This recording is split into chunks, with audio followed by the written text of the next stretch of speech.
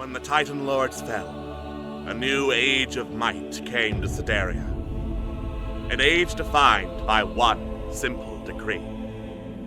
That whoever was the strongest in Sedaria, enough to slay its previous ruler, would hold dominion over the land.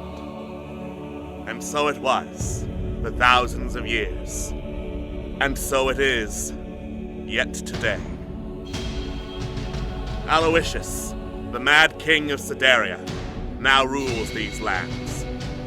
Over the last 10 years, he has spread his influence. Using cruel hobgoblins and gnolls as soldiers, the land of Sedaria quakes, torn apart by his frenzied greed for the power it holds within. For Sedaria is a lost land, a land of riches unclaimed, of legends untold, of power unseen. A beautiful, vast, and deadly land. It calls to the bold, to the clever, to the daring, to any who would dare its shores seeking adventure. It calls to Megan, the war-forged paladin. It calls to Nyx, the half-elf warlock. It calls to Nizip, the dragon-born rogue. It calls to Tig, the kobold bard. It calls to Zidane, the wood elf ranger. It calls to Trill, the Aarakocra druid. And to those it calls, Sedaria offers welcome. The wilds are not easy, and not kind, but they shall give a tale to remember. For this is the land of limitless adventure. This is the legend of the Wildlands.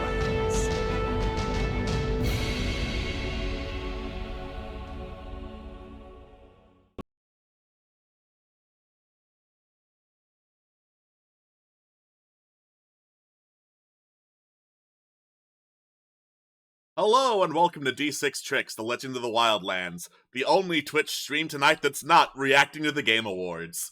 I am your Dungeon Master, Alex, and with me as always we have my lovely casting crew of players. We have Anne. No Game Awards, Sag. We have Atlas. Aw, you think we're lovely? Thank you. No, you. We have Juno.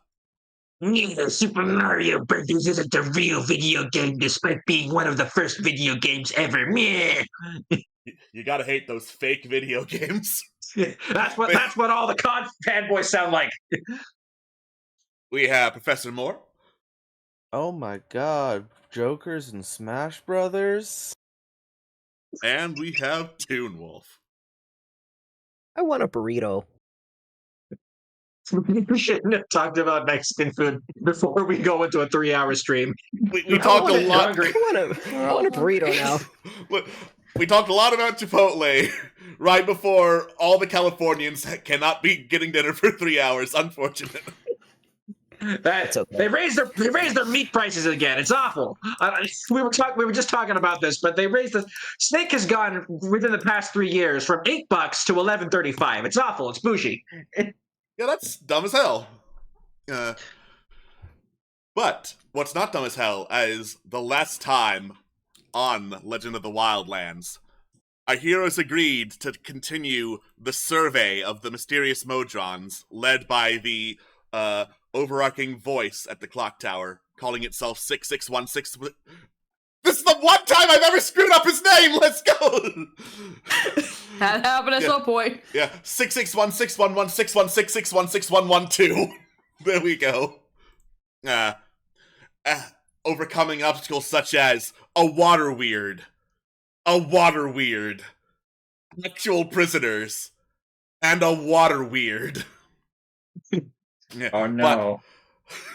but having overcome such deadly obstacles, our heroes got to the top of the tower and enabled the rune on top of it, finding it was indeed a modified teleportation spell that could be connected to the rest of the towers of Sedaria. They did not activate it quite yet, figuring they would first head back to Amayath. But on the way, they took a little detour. This detour was towards a series of footprints that looked like goblins, more specifically skeletal goblins, and led to this a structure carved out into the side of a rocky hill with a sign above it reading, "Here lies the tomb of King Durug the Fourth, greatest of the goblin kings, and fourth of his name." And a sign in common that also read, "Tomb of the Goblin King." And it is here where we join our heroes.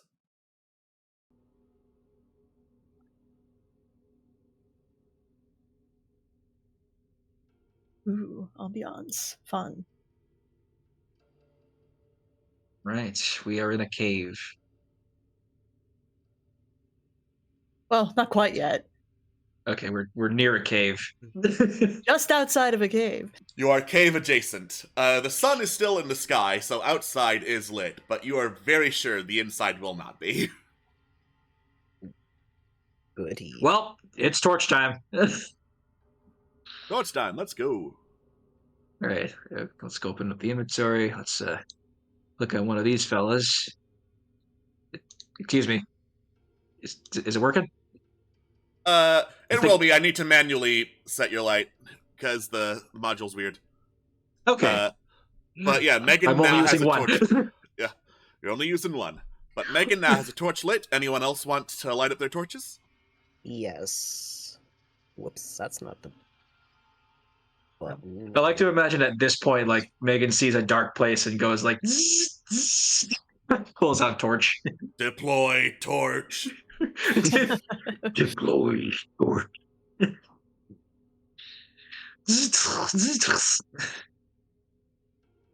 I'm gonna go ahead and say Helena would also light up a torch, because that is what Queen usually has Helena do in dark places. All in favor? I. I think more light is good. It's helpful for our ranged people who can't see in the dark. Yep. If you think about it, the tank carrying a torch does help. Exactly. Illuminate the Exactly. targets. Yeah, I gotta get close to the targets, and the ranged people can kill them from afar. Are there any like sounds coming from the cave? Other than like the sound of dripping water from somewhere, you don't hear anything just from outside of the cave. Okay, cool. In that case, happy to move in and start looking around. All right. All right, what's on this ledger? So, you enter this antechamber, basically, detailing who here is buried, so says the ledger, in Goblin. But, Tig, you speak/read Goblin, you can see that. Detailing in Goblin a list of everyone buried here. The ledger is very long and packed to the margins with names. Also on the feet appears to be painted a sigil of a raven with a sword stuck through it. Is this like a religious symbol or like a personal crest that we would be aware of, or? Go ahead and roll religion. Sure. I am good at that. 14. 14. You don't recognize the exact symbol, but typically you know that ravens, when used in sigils, would more likely than not symbolize the Raven Queen.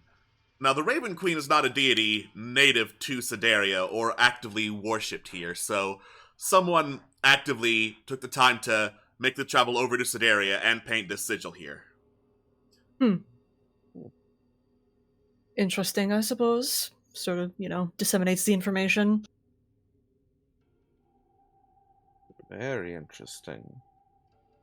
Interesting. Would you happen to know where the sigil originates? If not from here? Nope. Yeah, any number of continents would worship the Raven Queen, so it's anyone's guess, really. What is the most recent entry in the ledger?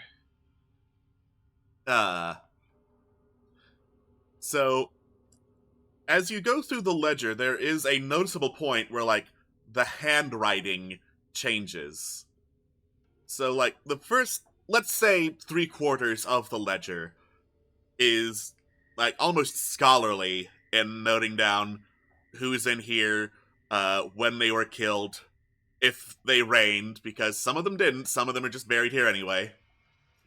Whereas, like, the last quarter is in a scratchier hand, and just starts describing goblins not by name, but by description, like, thick nose, one ear, bat eyes, something like that. Sounds like goblin interns getting fired. It seems like it. Well, I heard in Amyth about there are rumors of some kind of odd pale goblin going in and out around these hills, so if we encounter a necromancer, that's probably what's going on here, considering all the, skeleton footsteps. Who knows, maybe they're also the one who was making these last few notes or so. Anyway. We're gonna go towards the door? Yep. Sure, why not? You approach the door. It is stone, ornate, and not locked. You can just push it open pretty easily, and it leads to a staircase leading down into, like, the greater tomb mausoleum area itself. Flanking you as you enter are two very much larger-than-life statues of goblins. Are these guys? Yes. Okay. That didn't make people, like, focus on them, right? I think that Okay. only happens if you type, so I think Yeah. you're good. Okay. I don't want to cause anybody to get motion sick or whatever because I'm asking if these are goblin statues. Yeah. I think only the GM can do bits where I move people by ping. Okay, great. Yeah, Gotcha. no, accidentally doing that from me. Thank goodness. All you can All do right. is point at things. Or type in the chat. Okay. All right, let's move over here so we can get a better look into some of these corridors. All right. So, immediately in front of you as you enter and descend the first set of stairs, there is basically another set of stairs leading to two coffins. Pretty big for goblins, all things considered. There are other corridors that lead southward and northward.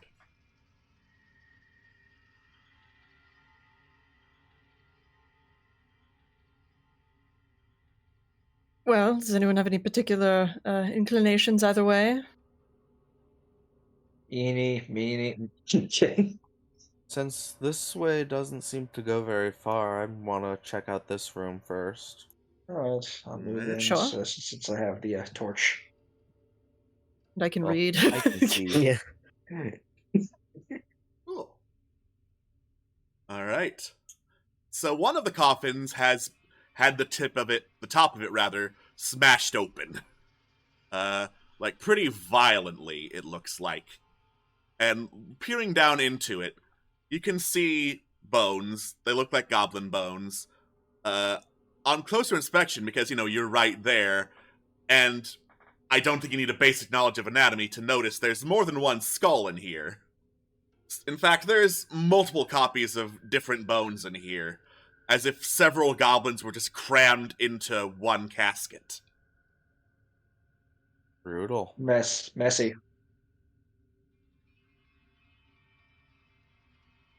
Are there also like remains of stone on the inside of the casket too?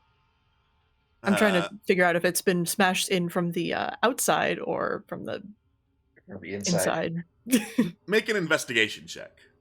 Sure, I'd love to. 10. 10. The bits of stone are on the outside of the coffin. Okay. Oh, Fun. Love that for us, me specifically, but also us. That's great. Great. Can I take a look at this other coffin? You sure can. I'm just gonna move over here. All right. Do you need a roll for it, or? This coffin is not locked. You can, with enough time and effort, slide the lid off to the side. Like the other coffin, there are like multiple different skeletons of goblins just crammed and packed in here.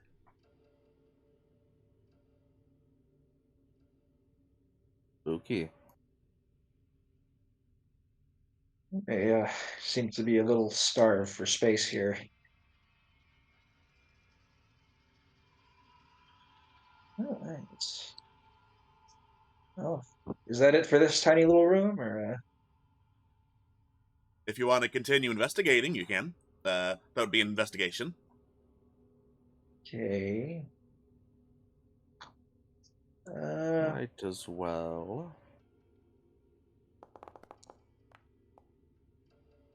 Okay.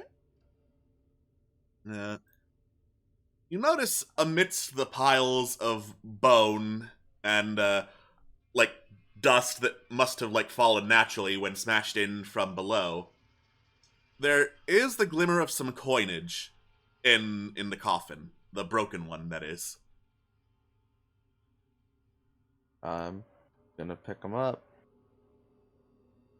All right. Can you make a dex save for me, please? Hell yeah, cursed coins, let's go. That's what I'm talking about. Knew something was gonna grab you. Oh man, skeleton grab. All right. Ooh, So okay. you reach your hand into the coffin to grab at the coins, and then you feel something latch onto your hand. There is a clatter as Can I have an ability I'd like to use before, possibly, because I have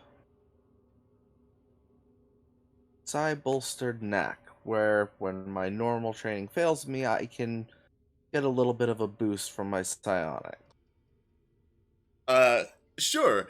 That was a brief vision into the future of something reaching to grab you, but your psionic nature gives you some forewarning. Will it be enough to save you? Let's see if the knack helps out. Let's see. Add 4 to the roll. Alright, so 12 total. That is just enough. Woo! Alright. You pull your hand back from the coffin and take a step backward. Yeah. You then hear this like clattering sound from inside the coffin. Dust gets like kicked up from inside it as the bones start moving and twisting around, trying to assemble shape, but there's so many in there, they're having trouble making anything cohesive. Meanwhile, the tomb itself starts like shaking and writhing, and dust starts falling from the ceiling. Bone dust. Well, that's not good. Oh boy. Maybe we should move. I would like to back up, if possible. You have your normal movement speed to go somewhere else before things start happening.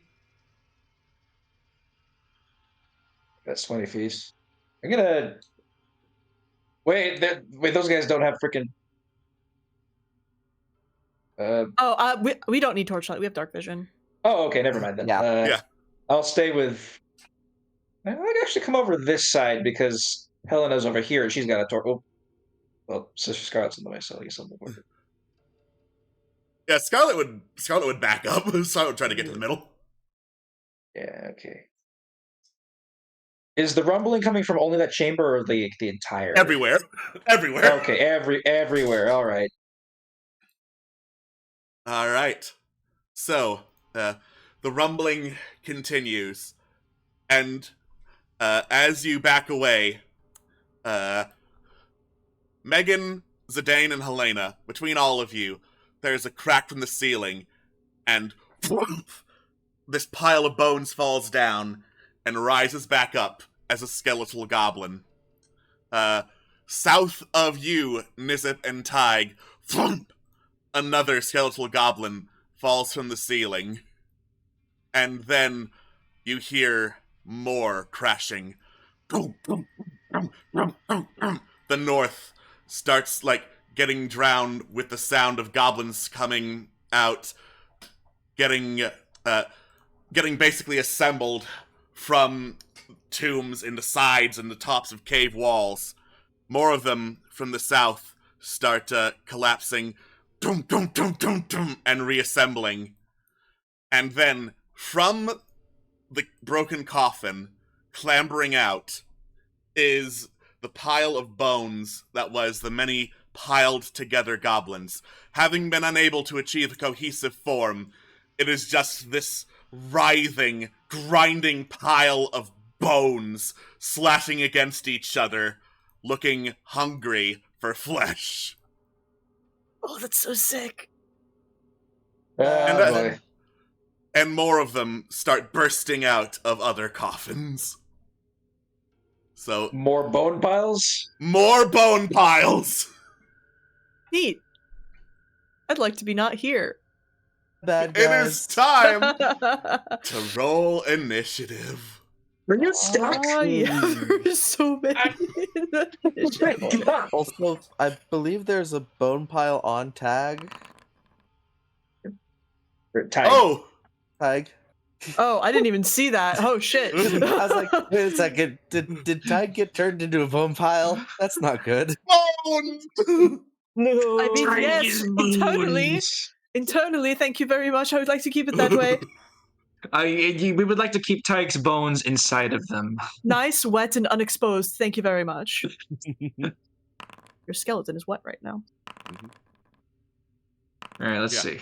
That's why there's Dry Bowser and Wet Bowser from the Super Mario series. Exactly. Wet Bowser is just Bowser sitting in the hot tub in Mario Sunshine. Yeah. Wet Bowser, he's the final boss of Mario Wonder. Available now on the Game Awards. Can I get a roll for a Scarlet, please?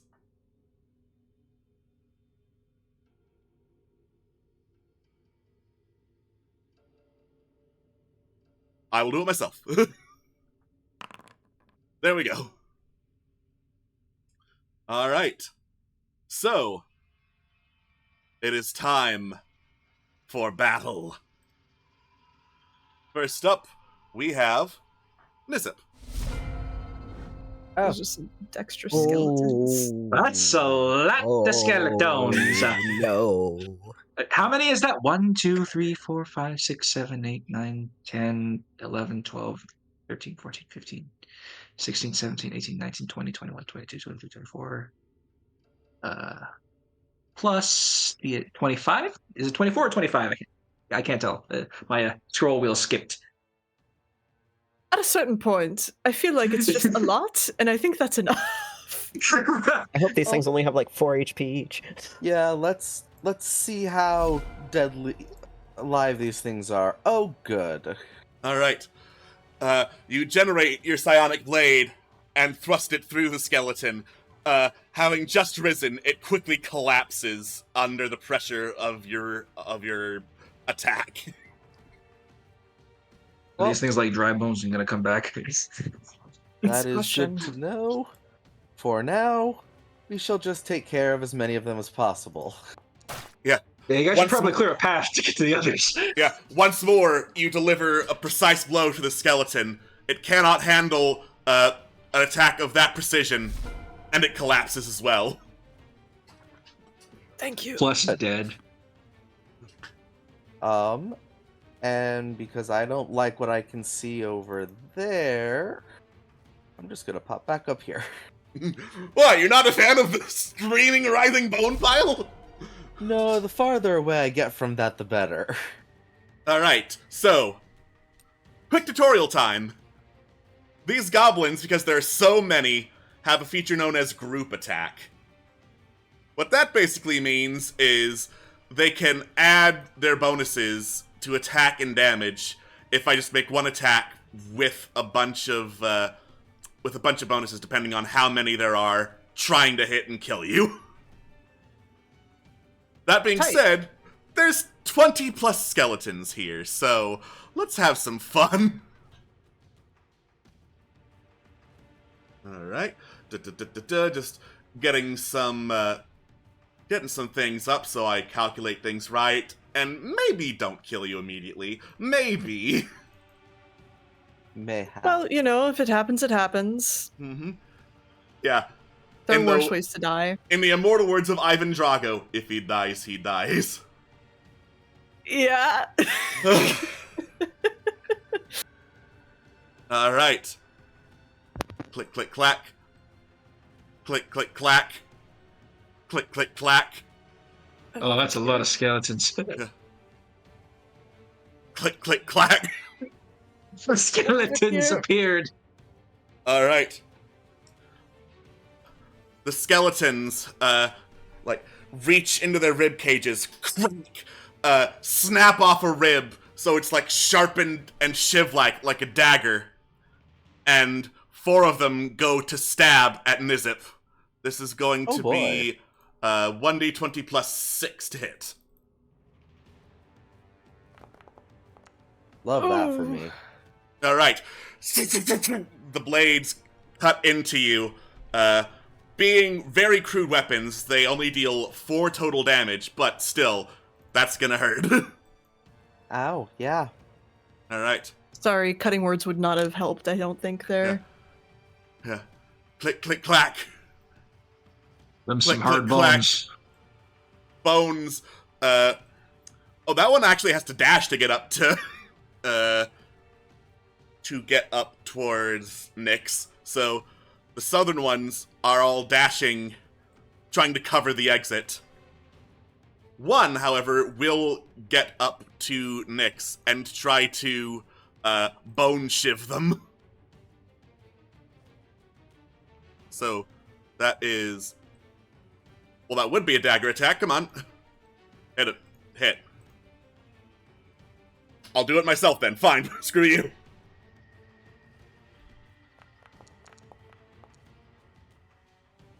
$18. That unfortunately would hit. So a bony shard gets caught in Nyx's chest. Alright. And then these 3 that are surrounding Megan already have their prime target. So 1d20 plus 5 as the bone shards go for Megan. I don't know why Nyx is doing the attacking, but regardless, 12 is not going to hit. They do not manage to pierce the chassis. Alright. The skeletons, baby. yeah, from the north, charge downward. Oh my god. Alright. 1, 2, 3. 1, 2. Oh, these They guys keep are really on mad. going. These guys are really mad that their friends didn't manage to scratch me. They are incredibly mad. They cannot reach you, but they will go for Helena. Get it together. Oh, look! Helena has a feature that can be a shield at will. I wonder what she'll do. Bang! Oh. Alright. A crackling thunderwave echoes through the tomb's hallways. The goblins are pushed away from Helena. And now, prepare for a lot of next turn sounds. Thank There's God, so thank God many the effect doesn't skeletons. play. Yeah. God, imagine. I could have turned on skip as a group, but then it would have bounced between all of these fucking skeletons. Anyway, Zidane. Oh, hey, look, guys, we get to attack now. Let's go. All right. So I could try to attack the one that's in front of me, but that's a disadvantage. So I'm going to make things a little easier on on one friend. I'm going to attack the one to the south, attack the skeleton on the south of Megan, and hope for the best. Isn't it still disadvantage because you're next to an It's still opponent? disadvantage because you are being threatened. Shit! Fuck. Well, that's a crit miss. Let's go. I lost an arrow. Let's go. Well, Yeah. You lost an arrow, and I'm gonna need you to roll a d4. Oh boy. Oh no. Just a normal D4. Regular old d4. Oh boy. Oh, that is the best result possible. that's good. Oh, thank Yeah. God. So despite Well, the I arrow was- just snapping and your longbow protesting with the misfire in close range, it looks to be intact. It is not one step towards broken. You're good. Just looks at I'm. Is this the best idea? No, but I do not like. Please let me move. Why are you not letting me move? Oh, game pause. That's why. Oh, game pause. Is this the best thing to do? No, I'm still doing it. I'm moving out of the way just to get away. Roll that advantage. Ouch. A bone shard manages to scratch you yeah. as you go. That's a good thing those things don't do a lot of damage individually. Okie dokie. Okay. All right. And All right. Megan. I have just the tool for this. I would like to cast Turn the Unholy. Let's go. Ooh. These guys Oh, are yeah. undead, right? Just They making are- sure. They are all undead. All They are right, bones. All right, let's cast the GTFO spell. Let's go. Fuck yeah. Get out of here. All right. So, wisdom saving throws for all these skeletons. Let's Yes. go. Woohoo! All right, get rolling, bone boys. All right. So, I'm just going to measure real quick.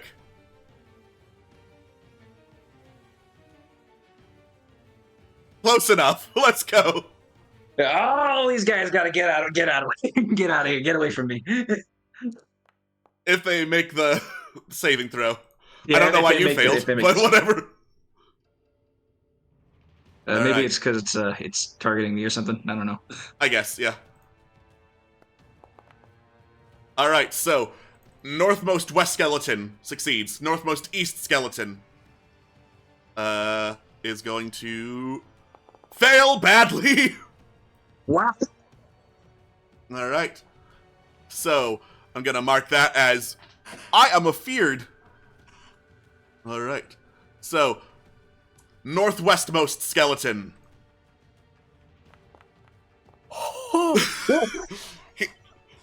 This skeleton just climbs back in a broken coffin and, like, explodes. He is not dealing with that today. Alright. Going down the 5 vertical line, goblins. Right, here we go. Let's 9. Top one is afeared. okay. Well, not stunned. Afeared. Afeared. Yeah. Yeah, second from the top. Is fine. All right, that guy's okay. Yeah. Middle one. Fine. Second from the bottom. Just barely makes it. Alright. And then... yeah, the bottom one just T-poses at you as you, like, brace yourself and send mighty waves of primal, like, mechanical fear that touches these unholy creatures. But the bottom one just T-poses and seems to have no effect on him. But wait, there's more! Alright. Directly north of Megan succeeds. Directly south of Megan succeeds. The Bone Swarm that's caught in. The Bone Swarm is turned! Yeah. Thank God. Oh, thank God we got the big guy out of it. Yeah, that's gonna help you a lot. Alright. Stop being stunned, my god! Anyway. And then, the 2 that are by Nizip and Tig. Top one is feared! Yeah, that's right. Get away from get away from the dragon. Yeah. And then, bottom one That's not the saving throw button. Bottom one's also feared! Nice. Megan turns towards Tig and Nizip and gives like a nod. You can see it because her eyes glowing, but she gives a nod. Power of the Paladin, let's flashlight. go. Oh, it's so good. Fucking inspired. All right. Okay, so not all of them, but a good chunk of them have to get GTFO. Mm-hmm. All right. Unfortunately, all the ones that are surrounding me can still attack me are not feared, but Yep. It is what it is. I helped. Yeah, but hey, they are by the 2 tanks. You'll be fine. They are by the 2 tanks. I will be all right. All right, and that's my action. So I assume that's the end of it. Yep. All right. Who's next? Belspira. Luckily, from where she is, there's this nice little cluster of 4 that are just gonna get missed. Unfortunate. Oh. Yeah. Belspira attempts to shoot through the big stone doorway, but something about the bone dust drafting in here messes up the Windcutter's aim, does not succeed. Helena is not particularly dumb. She knows what turning the undead is. So she's going to try to get one off of Megan's back. She's going to go for the one directly south of her. So, there we go. Yeah. She just, like, slams and slices right through it with her greatsword. She would rather not Booming Blade, because she's a tank and there's squishy people behind her. Trill. I'm up next again. What the heck? Yeah, okay. Shouldn't be up next Okay, again. let me click stuff. It's Okay. just a bug in the system. Don't worry about it. I'm not up next. I'm gonna do a start of. Oh, this is larger than I thought it would be. Ooh, oh boy. Oh. Color me fascinated. Yeah, the tricky part is to not get any of you guys in it. So I'll probably just end up getting here. That's a good amount. Oh, let's go. All right. So, you call up the deep druidic magic you've been taught, and this massive circle of thorny vines erupts from the ground. Yeah. I'm not going to do the perception because these are skeletons. They don't have eyes. They're going to charge or retreat anyway. Alright, and then, as a bonus action, we're gonna get some bear vibes. Yeah. Unfortunately, won't be able to reach Tiger Nizip, but bear vibes. Yeah. Yeah, at least bear vibes. You call upon the mighty spirit of bear vibes. Actually, as you do before the next turn, I made one mistake with the goblin skeletons. The bear is still there. Okay. And he's still granting some bear vibes and endurance. But the goblin skeletons have an ability. Uh-oh. Oh. Uh-oh. Ooh. Yeah.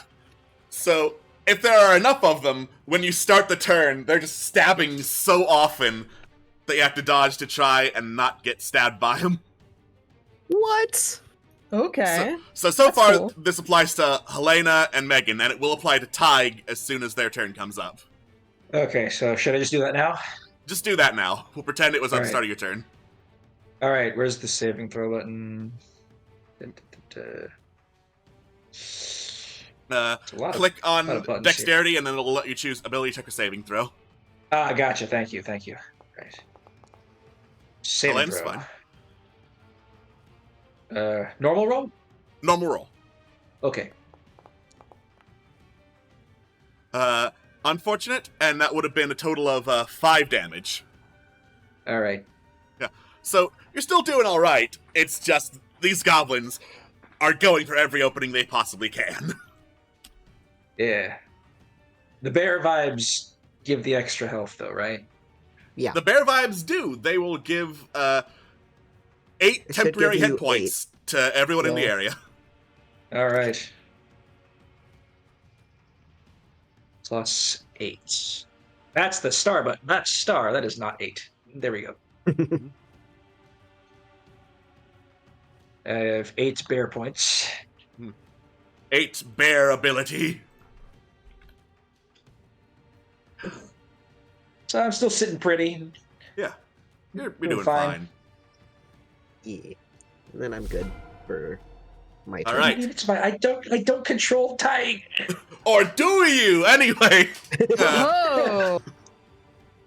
So, Tig, you are surrounded by these 3 skeletons, and they are going to lunge at you with their tiny stabs. So, before Sure you do thing. anything, dexterity saving throw. Unfortunate. Bless. 4 damage total. Okay. Now I can do things. Now you can do things. Excellent. I am going to attempt to mind sliver 1. Why is it so smart? What the fuck? Wow. It's too smart! So what was that I about not having fucking internal suppose organs? so. Jesus Christ. And oh man, this is difficult, but I don't really want to be here, so I'm gonna risk the opportunity attack and start backing up. I'll just have them That was all my do ruler, yeah. 1 opportunity attack towards you. Okay, thanks. We'll go here. It's a lot of it's a lot I of want goblin skeletons. to. I want to. Cutting words. That is applicable since it's a group attack. Go for it. Excellent. So here's my d6. Unfortunately, it still hits after cutting words. Oh, Damn. Tragic. Tragic, but you tried. That is another 4 damage. Okay. Cool. That's my reaction. I don't really want to use my bonus action, I don't think, and so that's that. All right, Nyx. Let me double check if Nyx has any good area of effect spells. Oh, Nyx has create bonfire. Oh. So shall we light them up? Yeah. Nyx has create bonfire, and that is the best AoE, unless they want to cast sleep. But sleep doesn't work on undead, so whoops. Wait a minute. Will the fire cause any like ventilation issues? Will the fire cause any issues like any air quality issues for the other players? Well, Nyx is going for Because the we're in ones the- that are surrounding them outside. Oh, so they're outside. Okay, so this antechamber area is fine. Antechamber's fine. Yeah, the Okay, antechamber cool. is connected to the outside, and that has free flowing All right, air. blaze away. All right.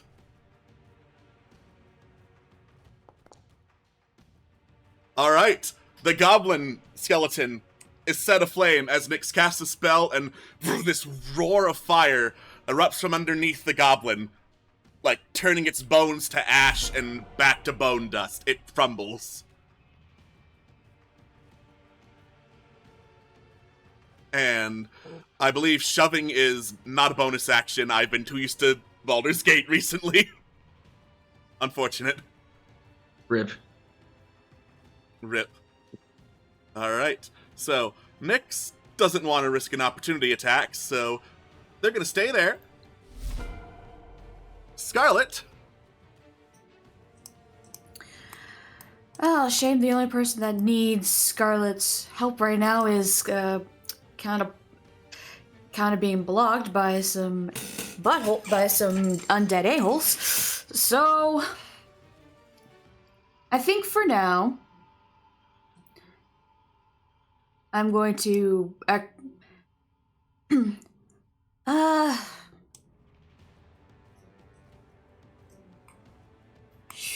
do I want to do this? You don't have to come get me. It'll probably be fine. Probably. Fingers crossed. Keyword probably.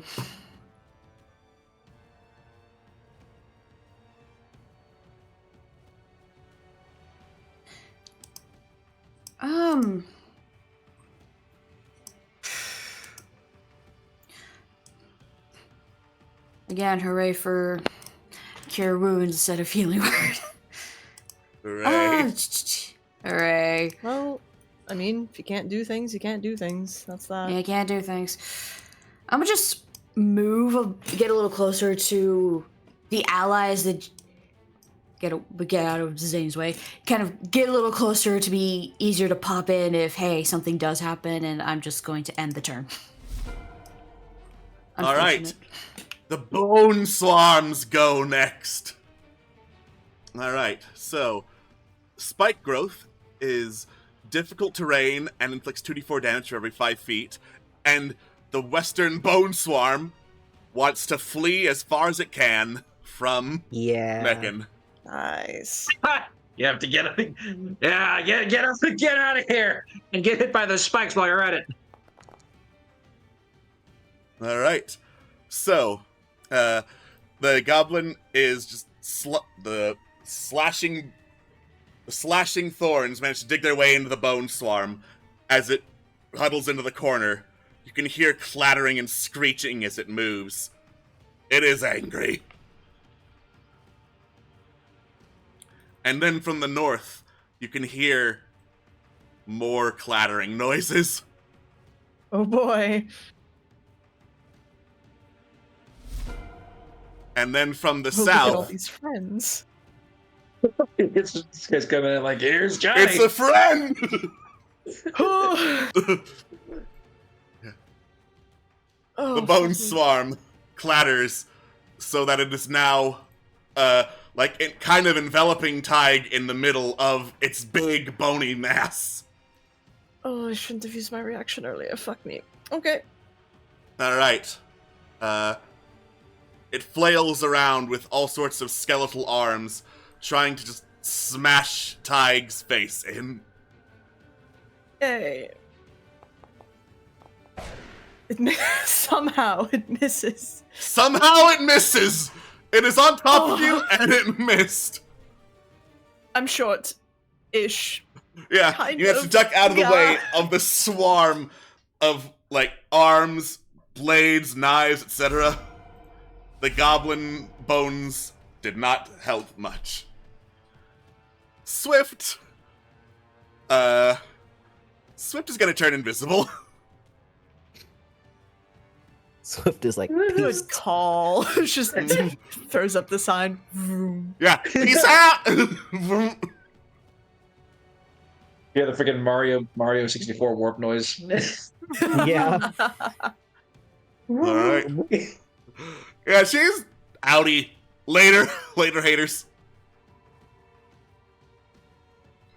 Bye. Oh shit, she's like out. Okay. She's tiny, she has 2 health! Just to health. Hello. Yeah. She has 2 health! Surely skeletons can be poisoned. I shake my Yeah. head. Miss it. Dexterity saving throw first. Yeah.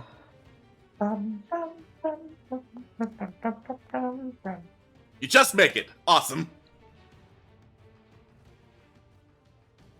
Okay, so I think if I'm reading how all of this works together properly, I am going to use my action. Breathe a little Let's bit fucking go. of thunder on these two. All right. So, as you let out a deafening, booming cry, the sonic boom is enough to collapse the goblin skeleton directly east of you.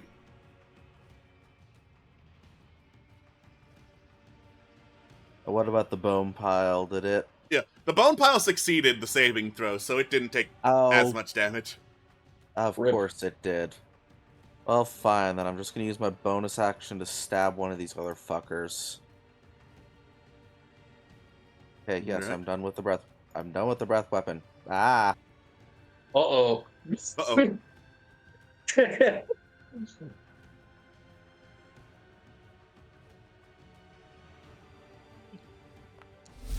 Oh. Nice. Ooh. Look at that. Okay. Here's something fun for you. Because the goblins have group attacks and whatnot, they're also subject to overkill damage. Which Ooh. I'm means... sorry? Okay, so, technically, any attack that hits or failed saving throw will kill a goblin. But they also do have their own separate HP pile. And if you do more than that HP pile, then overkill damage passes on to any other goblin skeletons or minions next to it. And because you crit, it also passes over with the backswing and takes out all the goblin skeletons around Let's you. go! Holy fuck. Nizip out here like the Doom Slayer. Yeah. You just spin around Let's go, and Nizip. just stab through all the goblins. Well, Let's okay, go. Oh. Oh. Oh no. Just Anyway, to you can help a still little move. bit. Yeah, I'm just gonna move here, so I'm threatening the bone pile with Tig. Alright. Okay, so, the goblin skeletons. 4 of them. Actually, hold on. Which one of these are turned? There's a lot. Bear with me. So. Okay, so the 4 that are closest to Megan have not been turned and feared, so they're gonna go for another attack on Megan. Right, so let's.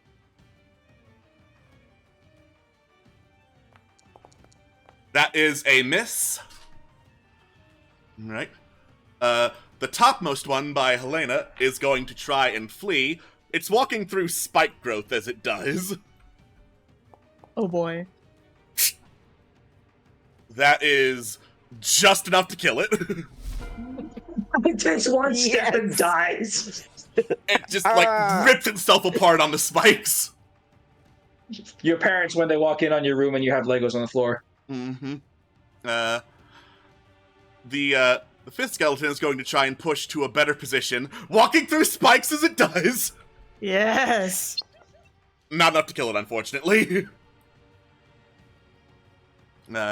And then the other goblin skeletons, 2 of them, I believe, are afeared up top, so they're going to try and run and hide.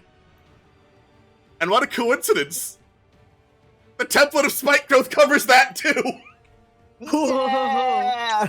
Trill the AoE master. Oh wait, Holy I need fuck. to add one more to that because there was 2 things that moved through, so... You That's hear what more I get. collapsing goblins. And then... Wow. Just one more. Damn, he's also done! Dang, the Trill Megan combo move. That really. Yeah! Yeah. That's how it High gets five, done. Danny.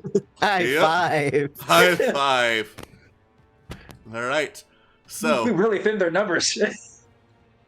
The goblin skeletons are going to go try and gang up on Nyx. So that is not a D12, D20. Not a D2 minus, D20. Plus 5. Total miss on Nyx, who just ducks out of the way. One goes rushing up, provokes an attack of opportunity from Swift.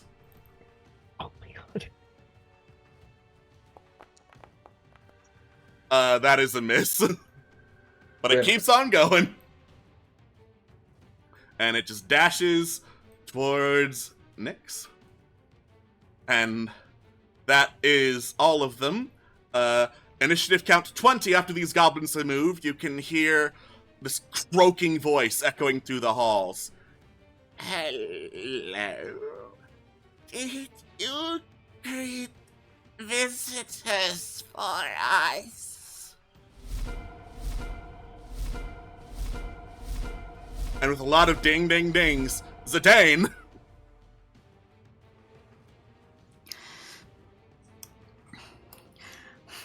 All right, boys, let's try this again. This one above Megan is almost dead, you said? Almost dead is a lot to talk about. A lot to Fair. take in when you're talking about skeletons.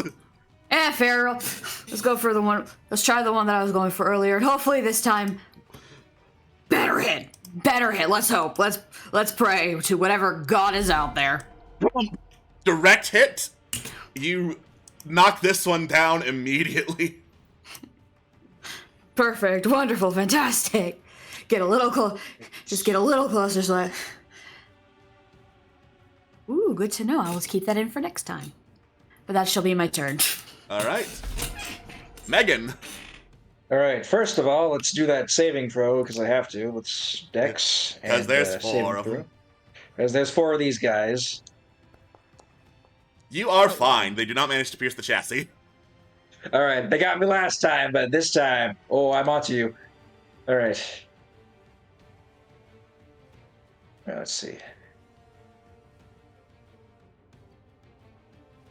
All right.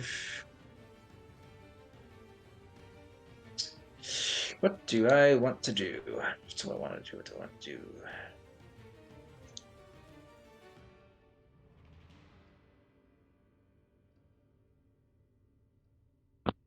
I'm not going to do it. I'm not going to do this again. But like, this is just for tabulation purposes. Does Turn the Unholy cost a spell slot, or? It costs the use of Channel Divinity, which I believe you have the one of.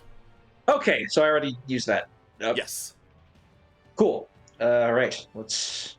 In that case, let us continue thinning the numbers. I guess I'm not going to move because I don't want 4 guys trying to attack me again.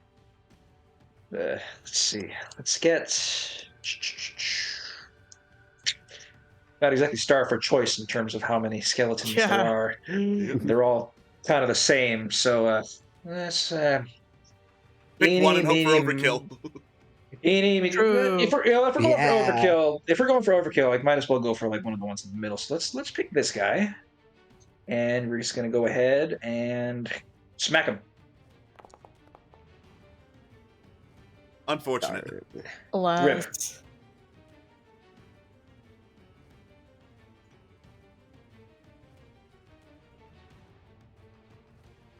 All right, is that your turn? There's not much else I can do, so suppose so. Alrighty. Belspira. Okay. Nix, say nothing if you're okay with getting shot just to AoE damage. Awesome, glad to hear it.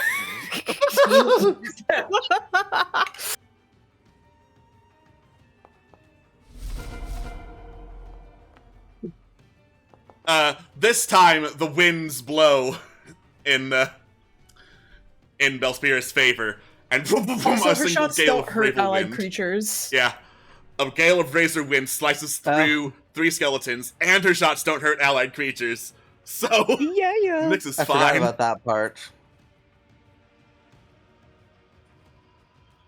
That is a bunch down. All right, Helena doesn't want to go into spikes, so she's just gonna hack at this bad boy. And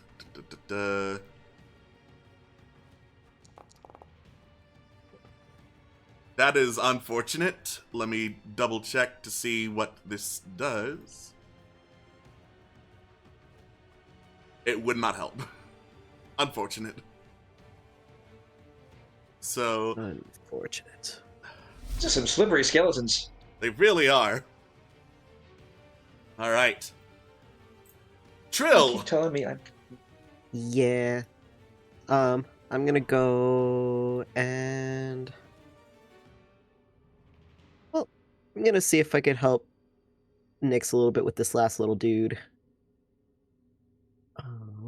If I can get to the proper targeting features. All right. Yeah. With a powerful swing of your scimitar, you cleave the goblin's skull clear off its body. Woohoo! Alright. Outside is mostly good now. Yep. Outside is clear. Outside is good. Let's see if we can.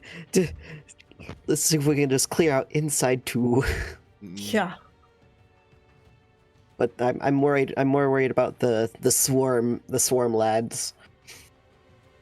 What else? I'm pretty sure that's all I can do right now. All right, Tig.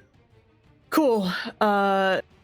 Tig lets out as I move by my mouse, a snarling, growling yip. And these fellas, attacks now have advantage against them until my next turn. That's my bonus action. And then as my action, I am going to attempt, attempt, to mind sliver this top fellow. All Oh, right. thank fuck. You managed to send enough psionic energy at the goblin skeleton that whatever's left of its mind just collapses. Excellent. And Nice. I don't want to take an opportunity attack, so I think I'm just going to stay here. Hate this very, very, very much, but end turn. All right. With the outside clear, Nyx is going to come in. Oh, that's a lot of skeletons. I thought there would be many, but that's a lot. And then they're going to fire off an Eldritch Blast at the one that is directly south of Helena. That is a miss. Goblin manages to, like, slide out of the way. These are some smart goblin skeletons. Yeah. All right, have fun Yeah. with that. Bye. And then Nyx backs up again. All right. Scarlet. Oh, hey, look, a path. That'd be nice. Except, Yeah. oh, shit. There's one there's one directly diagonal of it. And would I be able to just scoot across? Slide along the wall? on- Yeah, you can do that. Yeah. Heck yeah. Sliding against the wall, gonna do a quick little cure wounds on Ty, except the spawn is like right on top of it. He There we moves for go. your convenience. It's like, excuse me for a Just- second. Can I just? Can I just take Please, just for a moment. Yeah. Cure wounds is running out of designated attributes. Oof. That's a problem. It shouldn't. You should be back. Try again. Let's try this again. Hey, there we go. Thank you. Here, right. That was an unfortunate Slide, roll. slide back. That was a Just- very unfortunate roll, though. Yeah. that was. But that's a very unfortunate.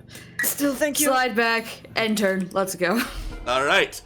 The goblin skeletons are still afraid, so the leftmost one is ramming itself into the wall, trying to get away.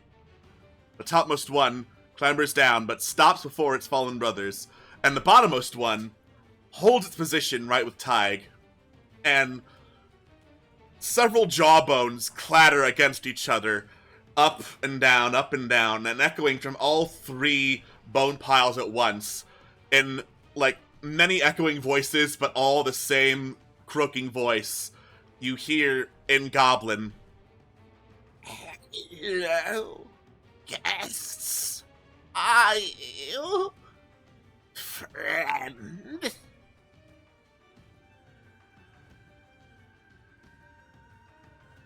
Talking is a free action. Talking is a free action. Ty just in Goblin says, yes! And then out loud to everyone else, the big ones are asking for friends, I said yes! Roll deception. I would love to. Please. 19. Nice. All right. The bone piles clatter some more. The left one is still, like, instinctively slamming against the wall, but the north one backs away. The southern one backs away. Hello. Welcome, friends. They do not attack. Are they like done attacking? They are not attacking at all. They just back away from you. What you're assuming are eye sockets are staring at you. They're not moving. The little ones are still attacking, though. Okay, the little one's got it. All right. Swift flies around the corner. 360 no scope, bitches, let's go! And she's gonna try and shoot one of the small ones.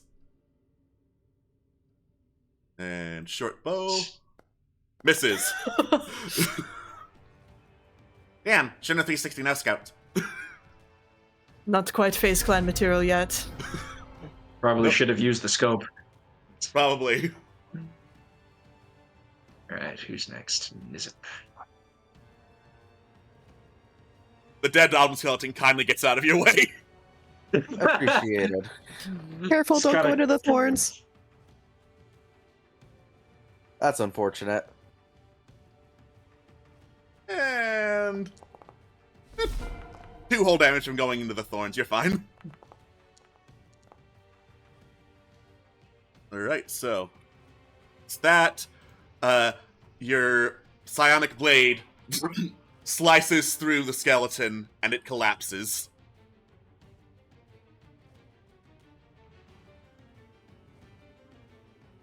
And you step forward through more thorns. Yep, these thorns don't mean shit. They should mean a little bit of shit. That was 8 damage. Ouch. Please. Get out of the thorns. They weren't meant for Do not you. Please do not get inside of this. Alright. So I'm just gonna move you back a little so I can apply that damage real quick. I got the damage. Cool. Alright. So you just charge through thorns. Ow, ow, ow. I hate the skeletons. Stop. Ow, ow, ow, ow. Yep, skeletons just needed to die. Well, we skipped the skeleton's turn. I'm just gonna roll 1 step forward anyway. I don't think it'll do all that much. 1d20 plus 3. Oh, well, you know. Oh, critical miss on the skeleton. Oh. It rips out too much of its rib cage and collapses on the floor. Megan stares at this. That was not smart. Alright. So, Nuts. with the bone swarms not hostile for now, and the other skeletons having collapsed, combat is over. Okay. I'm gonna make the thorns go away. Yes, let's maybe not have those. Let's maybe not have those. However I do that. Oh, good. Ty quickly jogs over and just like claws up and just. I don't think they're going to attack. They're speaking in Goblin. I think there's either something or something else controlling them, but either way, they think we're friends. So. Don't attack them for now. Okay, leave them be, I guess. Yes. Tyke? I'm fine. Waves claw. I'm fine. Pat. Megan Thanks. turns. Megan turns to Nizip. Slow. Where's my thing? Where's my thingamajiggy? There we Lay go. on hands? Yes. How do I use less to do that? Just tell me how many points you want to use. Okay, I'll use 5 for Nizip. Alright, cool. And Tig, how much HP does Tig have? I'm fine. I'm at Okay. 19, I think, out of Okay. 20 something, so I'll be good. All right. Let's get Nizip above half. N- Yeah. Nizip, that was really, really, really reckless. I thought it would be less dangerous than it was. You gotta watch that second step, it's a doozy. Yep. Yeah.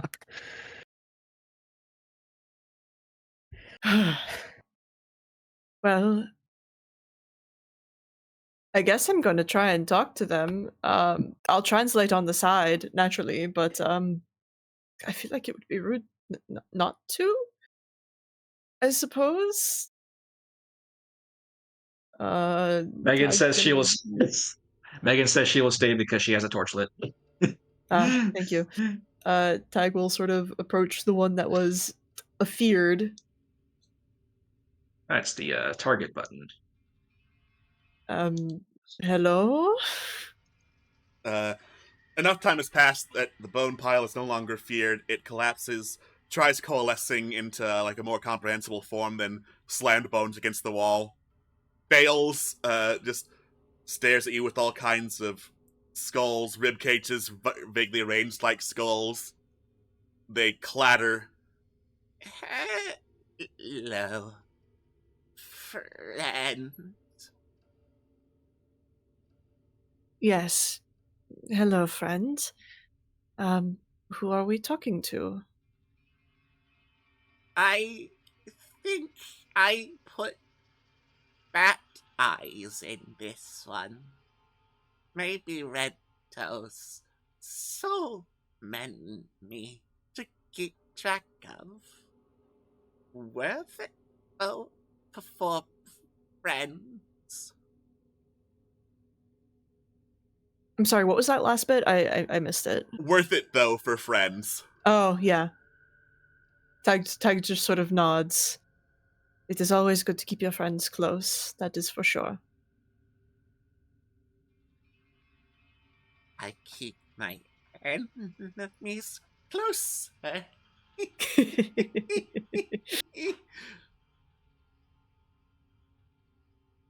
Good one. Well, I will introduce myself and my companions. They do not speak your language, but I do, so I will be translating for them, and, vice versa. And Tag will introduce themselves and everyone else. I figure if we're going in on being friends, we are going in on being friends.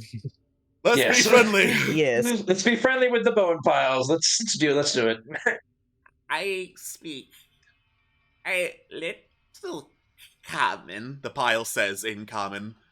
Smarter in goblin, though. Whatever is Megan- more comfortable for you. Megan nods and says, "Me." Ooh. And then clarifies not the goblin part, just the just the speaking slowly Aw. in common.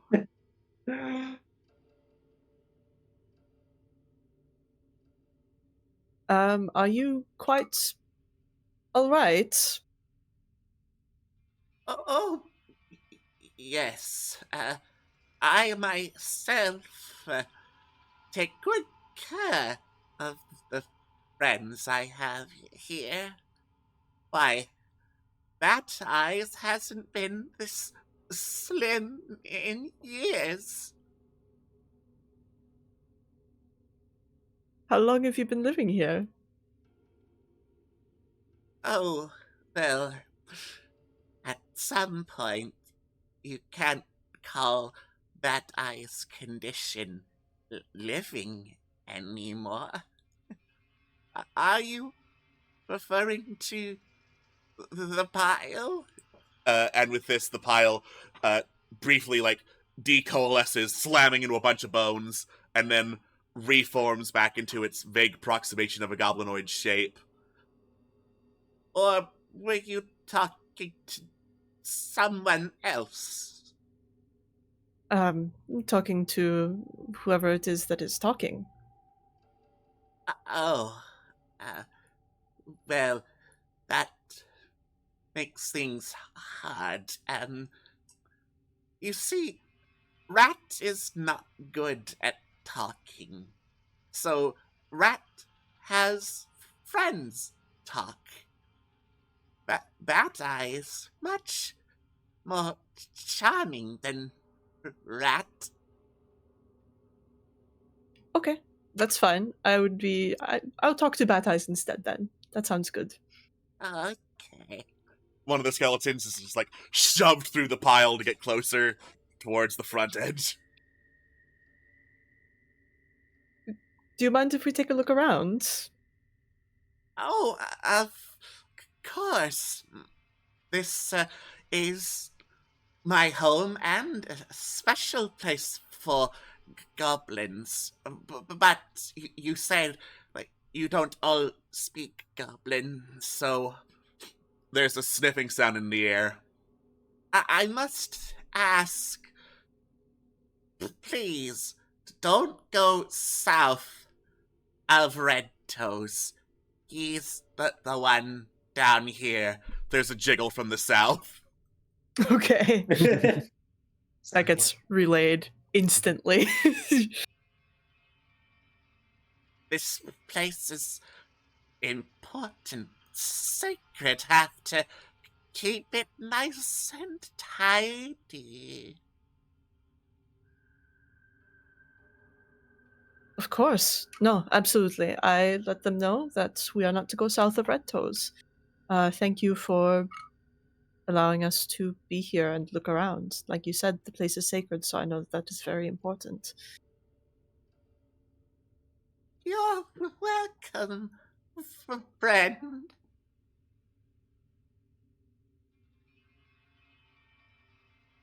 All right, the bone piles seem to once more be like neutral, like they're not gonna bother you unless you do anything obviously threatening. So you have roam of the place that is not south of Red Toes. Megan, relate.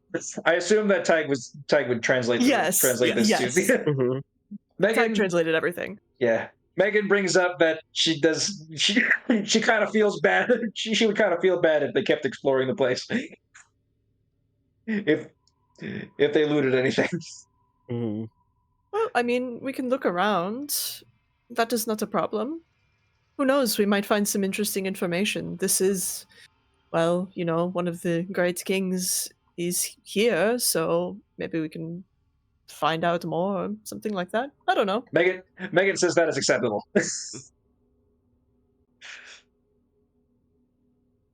That being said, and Taggle sort of just low in Draconic to Nizip. If you have sticky fingers and you get caught, I'm not saying shit, by the way. By that I mean I'm not defending you. Just as a warning. Understandable. Just a thumbs up. Zidane shifts his eyes to the both of them. Suspicious. Don't worry about it, puppy. Just dragon things. Sticky fingers. Tag just looks at Nizip, looks at Zidane, looks at Nizip, looks at Zidane. You speak Draconic. As in Draconic. He nods. Huh. I learn more about you every day, huh? Well then. No. Very good to know. Well, there will be none of those here, that is for certain. He actually speaks in fluent Draconic. I actually met some people who taught me once upon a time. The shock on Tig and mine, and Tig's face is palpable, like their feathers are kind of standing up a bit, just like, oh, Helena, okay. Helena, just a double take. Was that a complete sentence? Megan puts a hand talking and another hand on Nizip and says puts up one finger and says no swearing. Everyone gets like Waggling her finger. Only a couple people understand it, but everyone else just like, wait a second, those were words.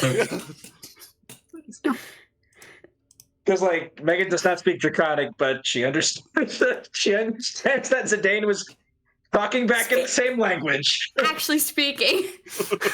Saying a sentence. Saying He said a sentence. We are going to talk later. There's no escaping it now. Oh.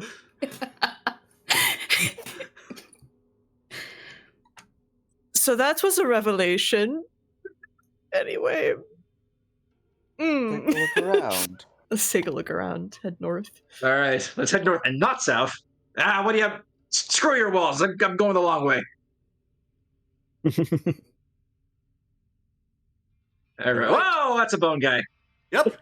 Another one of the bone piles is in the north. And in the north, there is a series of chambers. Like a whole lot of them. Various coffins, various, like, inlaid coffins, ones that have been raised from the ground.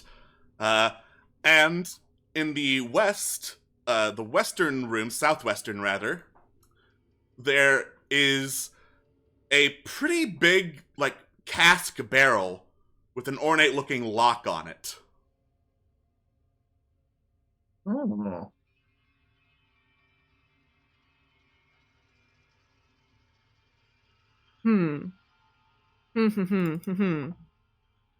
I am suspicious. We're in a place where like we're not being actively attacked, so I'd like to ritually cast detect magic Okay? just to see if the barrel pings anything. Sus barrel. Barrel does not ping anything. Obviously you're Okay. getting a lot of necromancy around you, but from the barrel, nothing. Okay. Sounds good. I will relay that the barrel does not seem magical at the very least, and just odd. So, in Draconic, Nizip is going to ask, so are we actually being friendly, or are we just trying to get more information? I mean, I'm doing both at the moment. I don't want to start any fights if we do not have to, right? That is understandable, just this place has a feel of unease to it. Well, yes. Tombs are like that. But also I would rather not to be under a pile of bones again. Understandable. uh yeah. I don't want to fuck around with the barrel, so I guess I'll just keep looking around. Alright. The northwestern room has another larger-than-life statue of a goblin, looking as regal as a goblin can, despite, like, a massive underbite with multiple fangs popping out of it. Do the statues are there like inscriptions that say who they're depicting, or is it just depicting goblins? So this statue has the inscription, King Durug the Fourth.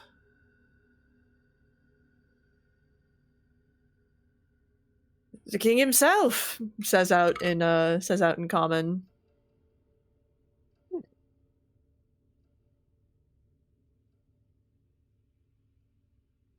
The bone piles don't respond.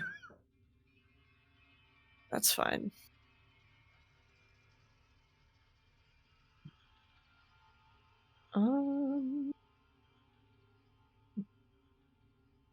I guess, is there anything else in here, or is it just the main statue? Roll an investigation check for me. Sure, I would love to. Ooh. 6, but it was an at one. You see absolutely nothing of interest. It's a tall statue. Sure is. Huh. Well then. So anyway. Screw your walls. Come on. Also for the week. Listen to these. Not gonna touch anything. Just want to look. Inside the coffins in the northeastern chamber, bone dust currently. You would hazard a guess from prior experience that perhaps bone piles were stored in there. That's probably where that guy came from.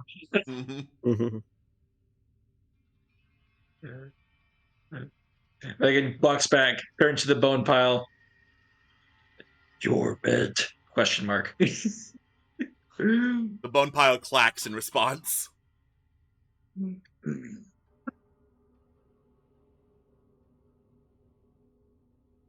Good talk. Good talk.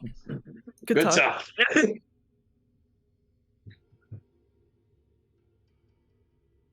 So, in Goblin, so is the king still around? King Dorg the Fourth of his name?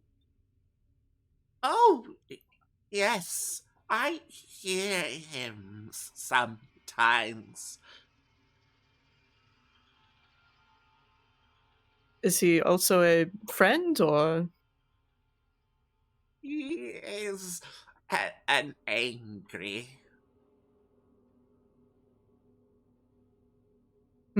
What is he angry about?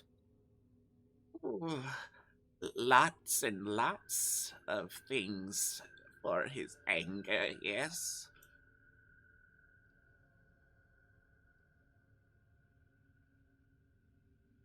Well, I mean, understandable from what I've heard about him.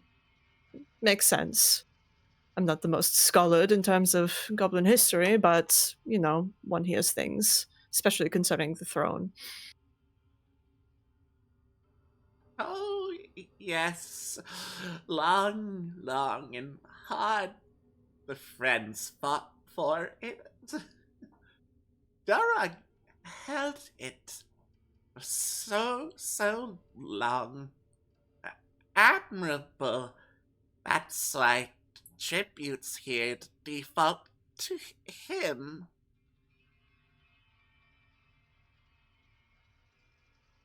Do a lot of tributes come in here? Oh, yes. Sometimes friends have tributes that Rat leaves around. Sometimes people who aren't friends come in here, but they have tributes when they're done. Ah, I see. Something tells me that they don't leave after they're done. Is that correct? No, Rat talks to them, and they are friends after that. Well, that is good. I'm glad you have so many. Friends, I mean. Oh, yes. It will be quite the party once this place is full of friends.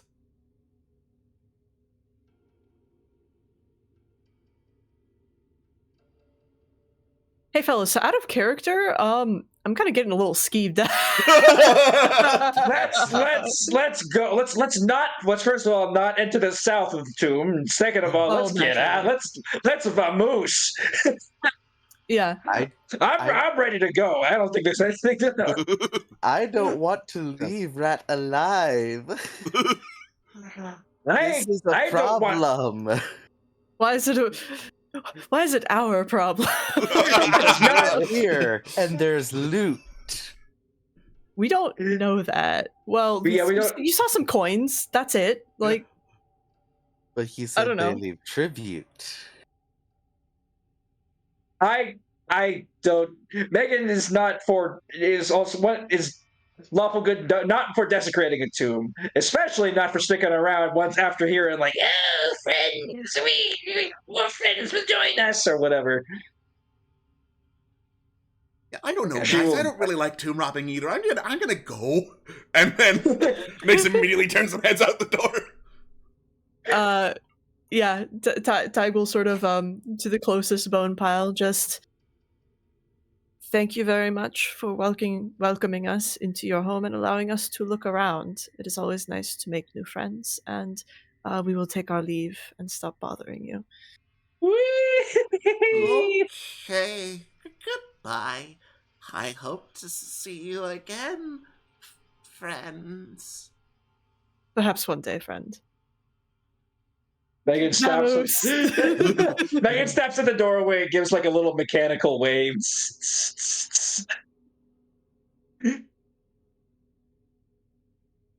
And starts clanking out the door.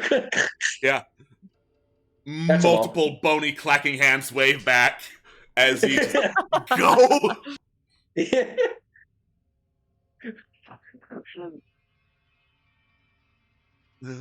All right. Megan says, "They seemed nice enough." No, they did not. Not. I mean, yes, but also Megan, there are such Megan things adds, as being too nice. Megan adds, not nice enough to stick around. Yeah. Yes. Too nice to stick around, rather. Yeah. Too welcoming. Yeah. That was fucked up, says Helena. I say we make note of this place and come back here when we are more able to smash their skulls in. Fair enough. Sounds good. But I'm why? just glad we didn't have to. Yeah, no, gestures at Trill. No, what did you just say? But Sorry, I didn't why? hear you. Because I don't like leaving those abominations unalive. Well, they seem to be cozy in their tomb. I don't think they will be venturing out into the world. Well, we can hope. What if we Follow. climbed up the rocky hill and found a big rock, right? Says Helena. We Okay, I'm push the listening. rock over, and then we push it in front of the door. Megan adds. Megan adds. Maybe we should add a sign that says "Do not enter." I mean, Don't add a sign that says Maybe. "Do not enter." That's going to attract every adventurer ever. Yeah. Says Helena. Yeah, oh, That's just a challenge at that point. yeah. Megan nods. Megan stares at the rest of the party and then stares at Nizib and then nods. I will say, Trill, we did follow a bunch of skeleton goblin tracks here, so I think they are leaving and coming back, probably. Maybe. But, then I guess, honestly, the idea of just sealing the tomb has a little more merit, but Megan hears this and starts walking towards the nearest big rock. Climb the hill, acquire rock. Find rock.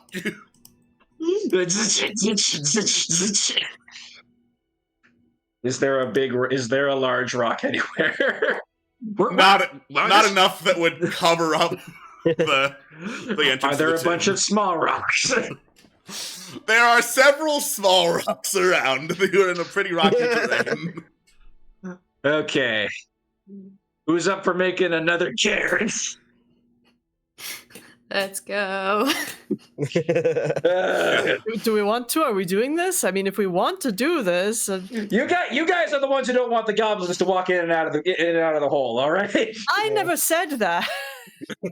I'm just happy to leave. Yeah, Scarlet leans over the side, sees the pile of rocks. We can't put all of our problems under rocks. Megan brings up that Cosmos was not a problem. And this is the one time. So technically this is the first time anybody's putting a problem under a rock.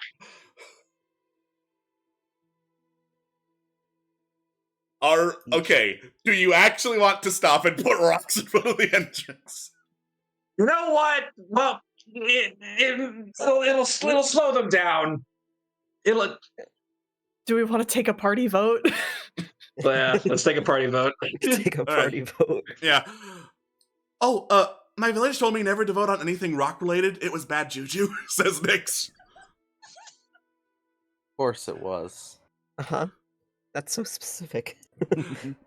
Okay, so one abstains, I suppose. I vote no, for the record. No. Rock? Bad?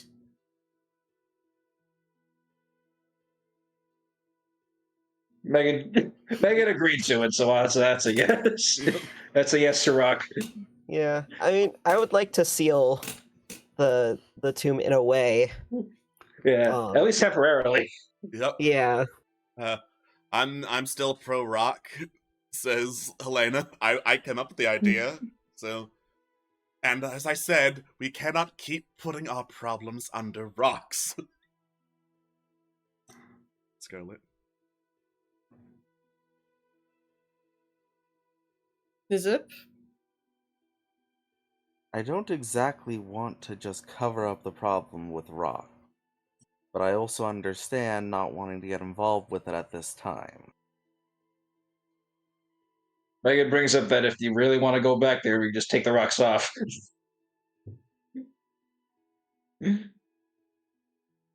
Fucking rocks. Oh my god.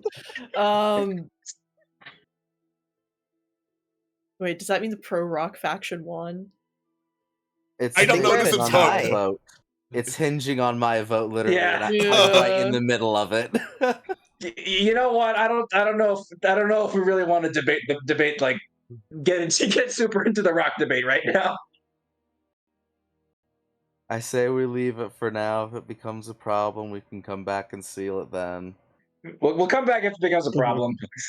We can come back if it becomes a problem. I don't want to debate. I don't want to debate about Right. rocks covering a cave or nothing. Megan's just like, yeah, it's a good. It sounded like a good idea, but ultimately, it's Yeah. really not our problem. This is really not our problem. Yes. It's just as like an alternative. Like Trill mostly just doesn't want to interfere mostly with the affairs of death and necromancy anyway. That's just like a them thing. But Mhm. yeah. Great, because I wanted to go back to Amaya to settle shit, maybe. Yeah. Megan says that is an objectively good idea. hmm All right. So, with all of that done, the great rock debate has ended. And so begins the quest back to Amaya, which will start after this break. We will see you all in a little bit after we get hydrated. Don't go anywhere. Bye-bye.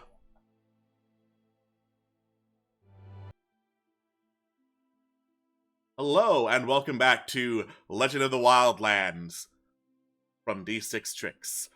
If you're just joining us, the Game Awards announced a new game in the Mana series.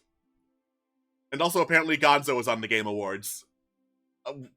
Neat. He needs the money. Anyway. Yo. All right. So, Honkai Star Rail. Honkai Star Rail.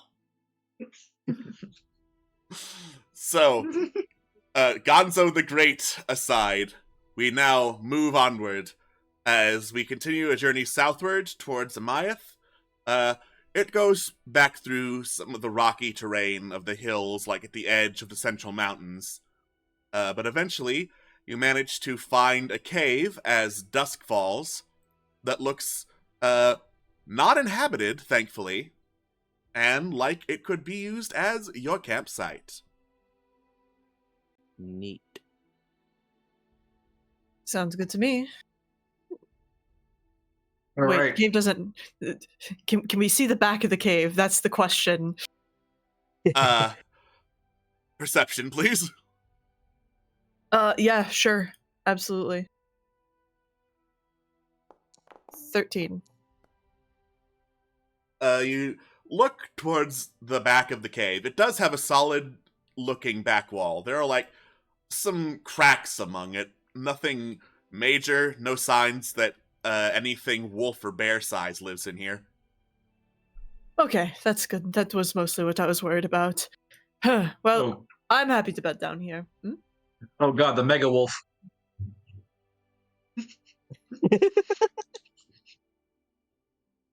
All right. So let's watch time. Watch time. All right.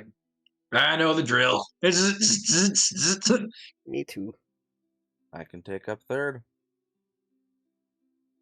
All right. So, let us go then for first watch. Perception check, please. Let's see what we see. What do we see? Yeah.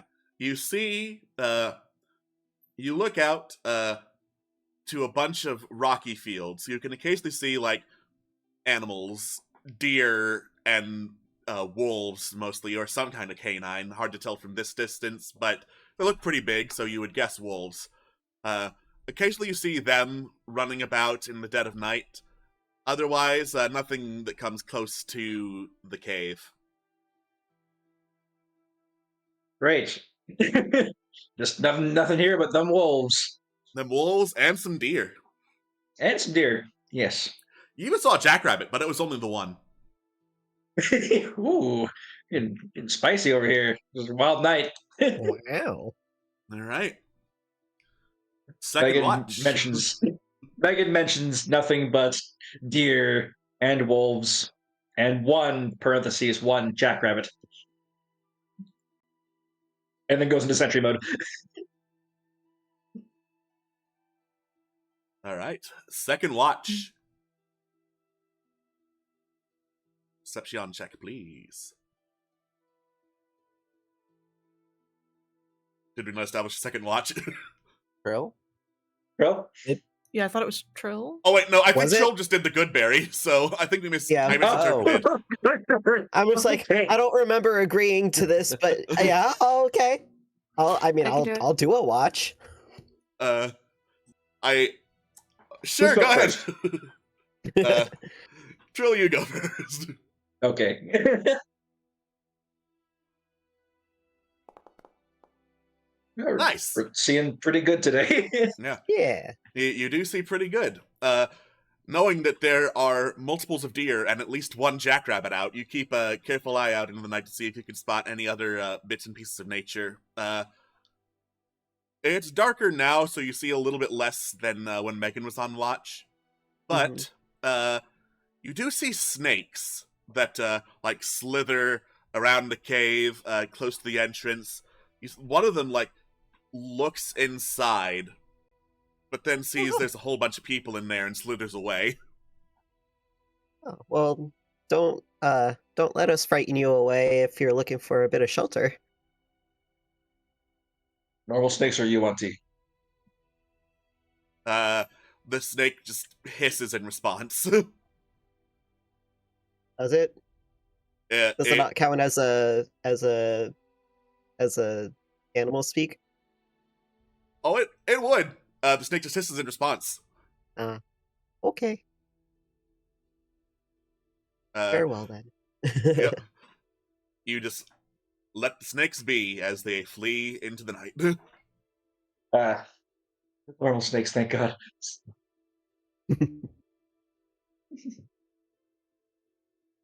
Or so it would All seem. right. Third watch. No! Don't play with my heart like that. All right. Nizip, you keep on the watch for wildlife and or snakes that may or may not be of the regular variety. You hear a rumble out in the distance, and as you turn to see what it could be, one of the like big rocky bouldery terrain bits that you see out in the distance shifts position. Not by much. Not like, oh, it runs to the other side of the horizon, but noticeable even from this distance. You see what's got to be a huge chunk of stone, if you can see it from this far away. Just adjusting position. Huh. Neat.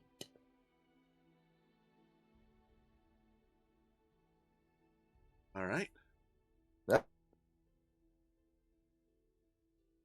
It does this for like a couple minutes, and then the rumbling stops and it seems to settle back into a regular position. Okay, then. Dawn emerges and sunlight enters the cave.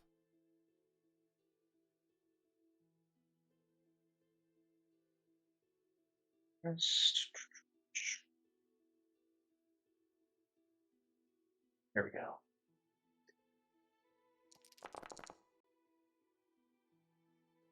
Oh yeah, that's a thing.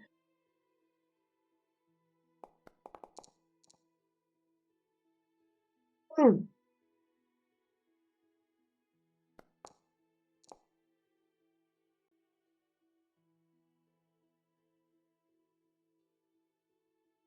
right. So, with everyone taking a nice long rest, as I'll go ahead and do so for the crew of Nyx and what have you.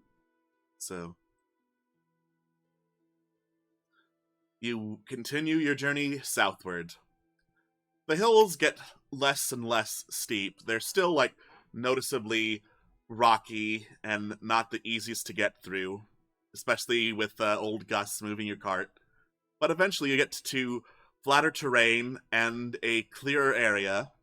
At the very least, clear enough to get a good view of the mechanical titan city of Amayath once again before you. Hell yeah. Yay. Yes. It was relatively a short journey up and back, but it still felt like quite some time. I guess that's what encountering frightening undead monstrosities does to one, says Belspira. Yeah, Yeah. it really puts things into perspective.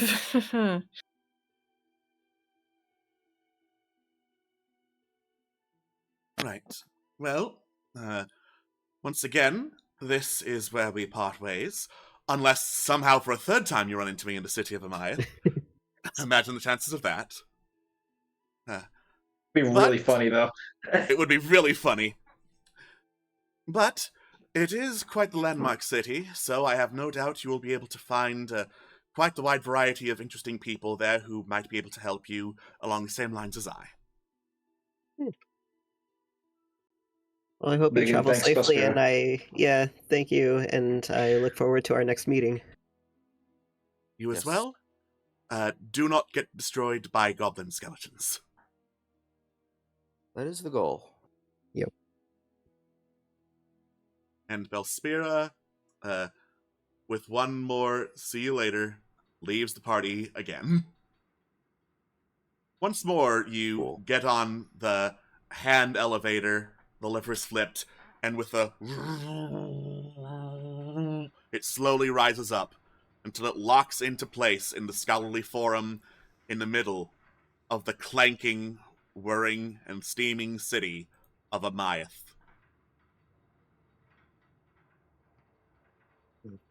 Forgot how loud this place is. Right. It is quite loud. Megan is a machine, so she doesn't notice. Yeah. Cool. Well, I'm gonna go look for some accommodations, and also I need to look over the gilded the gilded decanter that we picked up. See if I can determine some value or whatever to it, since I forgot to do so earlier. All right. As before, the only inn and tavern in Amayath is the one that's in the slums.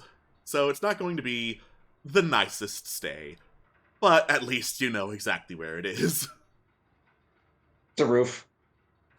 It's a roof, and if you've got complaints about the noise, don't stay in a tavern. No Uh, complaints here. Megan's a machine. She doesn't have no complaints. Yep. All right. I'm down.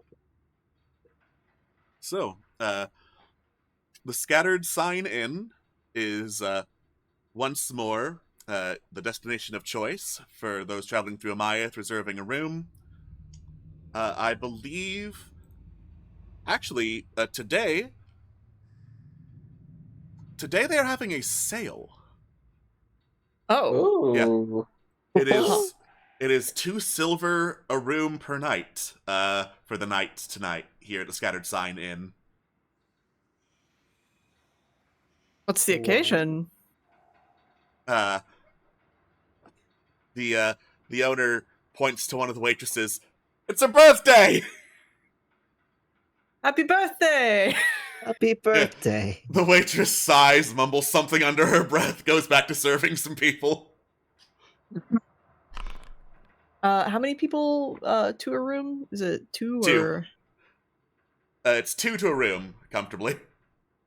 Cool. All right. I'll put down a silver and share with someone. Yeah, I'll put down another silver.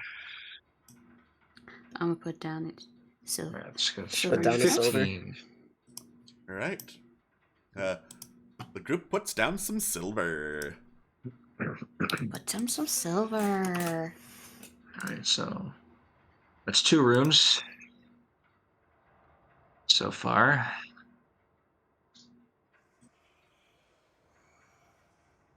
So, do we have an even amount of people right now between us players and the companions, or do we have an odd number?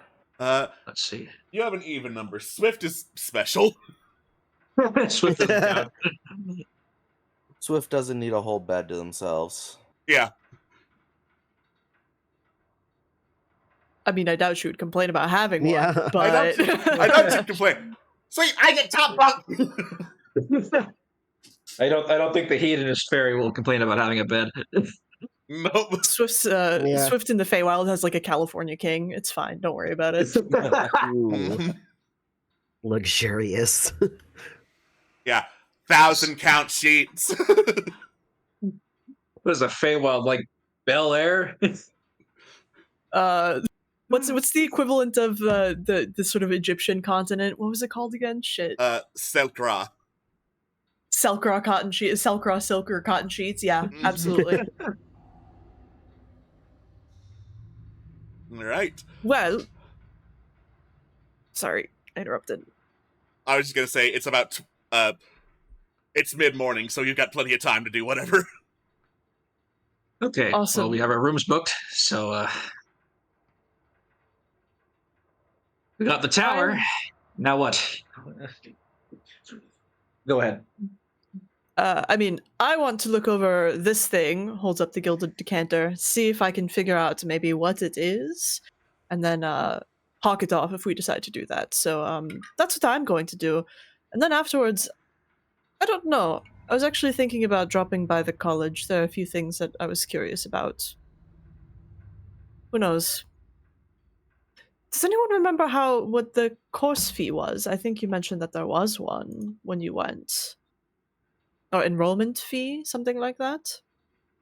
Guest lectures can be sat in for 5 gold apiece. Cool.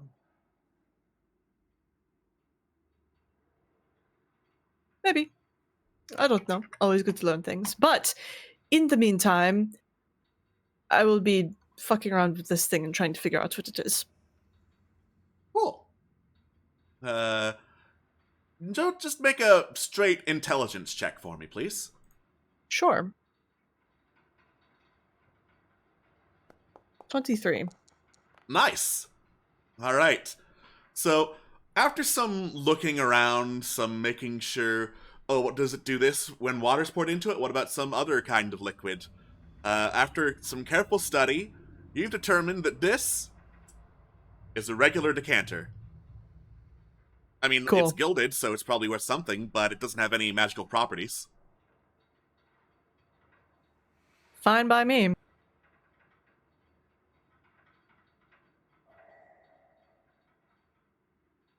Something to sell. Heck yeah. Money. Something to attempt to use distort value on. Let's go. Oh, let's see how this plays out. Well, first we'll have to find a place to sell it. But Mhm. so yeah. Tig sweeps out of the rented room. I'm gonna go sell shit. I'll go with. I'm interested in what the shops have around here, Sounds good. What about you lots? What are you up to?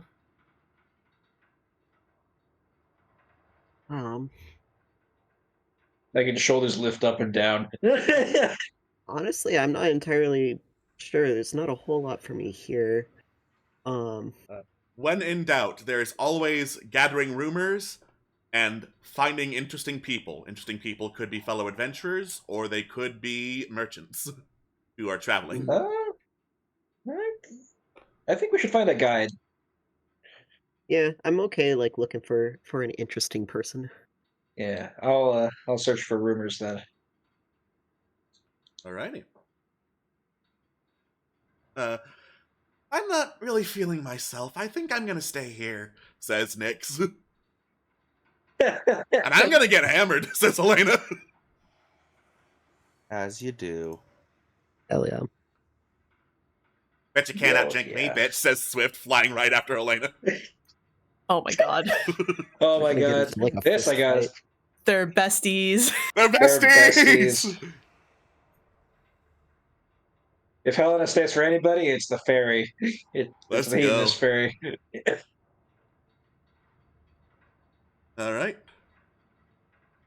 So, a quick exploration of the slums district before going into the merchant district to try and sell things to a higher class of people. There is what appears to be a butcher's shop with insane sounding laughter coming through it. There is a building with a lot of velvet curtains covering every window, and a sign that has just this picture of a drow with a finger to his lips going shh before the name The Rule Club. Next door to the Scattered Sign Inn where you're staying is a place called the Wandering Lions Tavern. And then there's like a little co-op store, which is 4 buildings smashed together, walls moved through, all occupying the same space, with signs from west to east reading Mrs. Smith's, the Shrugging River Bakery, the Velvet Knife, and the Infamous Pony. Well, that first one sounds like at least one of us is going to end up on the menu. It'll be the Yeah, no robot! kidding. Plot twist! Mechanite baby. Oh god. They don't call them chop shops for nothing. Well,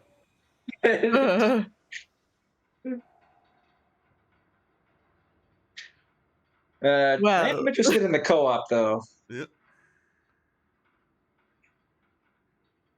All right. Let's browse there.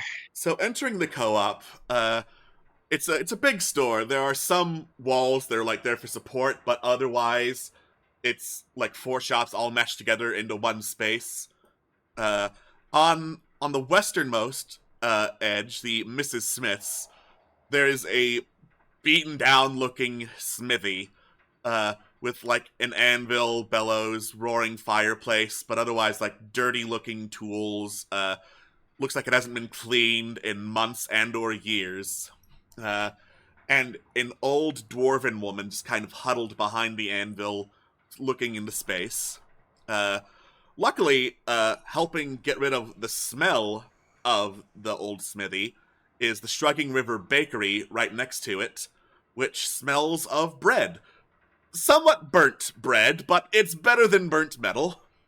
Then, east of that, in the Velvet Knife, is a rundown-looking general store. There's another dwarven man, greasy, slicked-back black hair, and a tousled beard with several knots in the middle of it, who is spitting into a spittoon as you enter.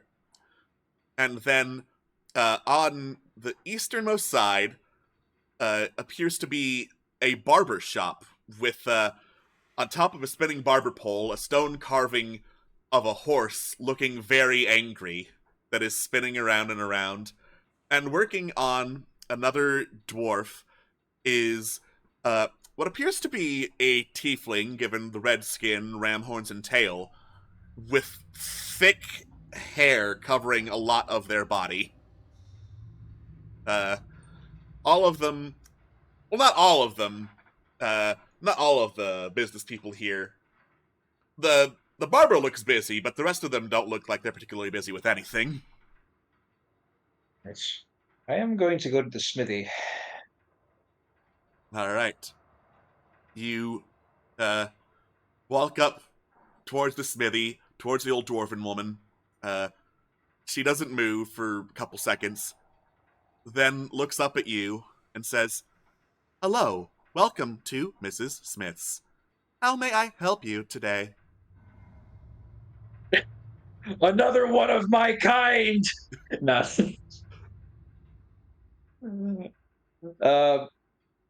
Megan brings up that she wishes to see the shop's inventory. "Hello, we are closed. Have a nice day."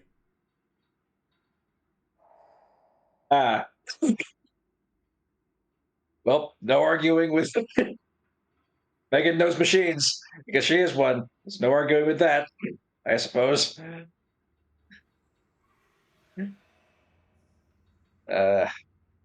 Is the other person alive? The dwarf in the general store, yeah, he looks alive.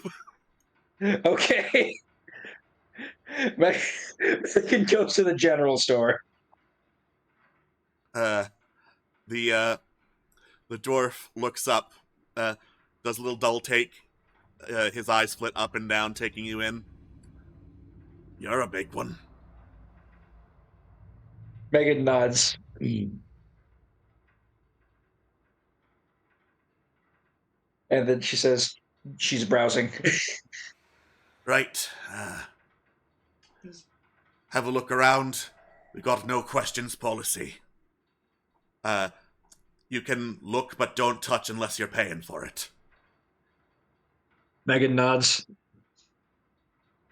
Acid. Ooh. Vial. Oh. Hello. Are we allowed to click on the items and see their explanations or not? You can click on them, yes. Okay, cool. So that's just a flavor text. Okay, let's see. 1,000 ball bearings. Let's see, a bullseye lantern. All right. 60-foot cone, dim light for an additional 60 feet. A gunpowder keg. Holy Oh. fuck. Oh my. All right, we got truth serum. Like the one. Like the one Helena. Hey, Nizip, do you want to go shopping? Hey, Elena, holy fuck. you're not gonna believe this. All right, serpent venom. Hey, Nisip, we might have found the thief's shop. Just a little bit. Maybe just a little bit. A bell, small bell for you to ring. It goes ding-a-ling-a-ling. Shame it's also Mm. expensive. The bell? It's 1 gold. No. Oh, the gunpowder. Sorry, the poisons. Poison. Oh yeah, the poison is very expensive. The manacles. Handcuffs. All right. That's a lot of poison.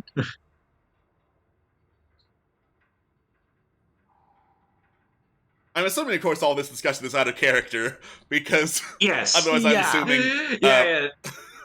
I'm assuming that Megan is not going, that's a lot of poison. No, Megan is not going. It's a lot of poison. I don't even know if Megan cares what poison is. She can't be hurt by it.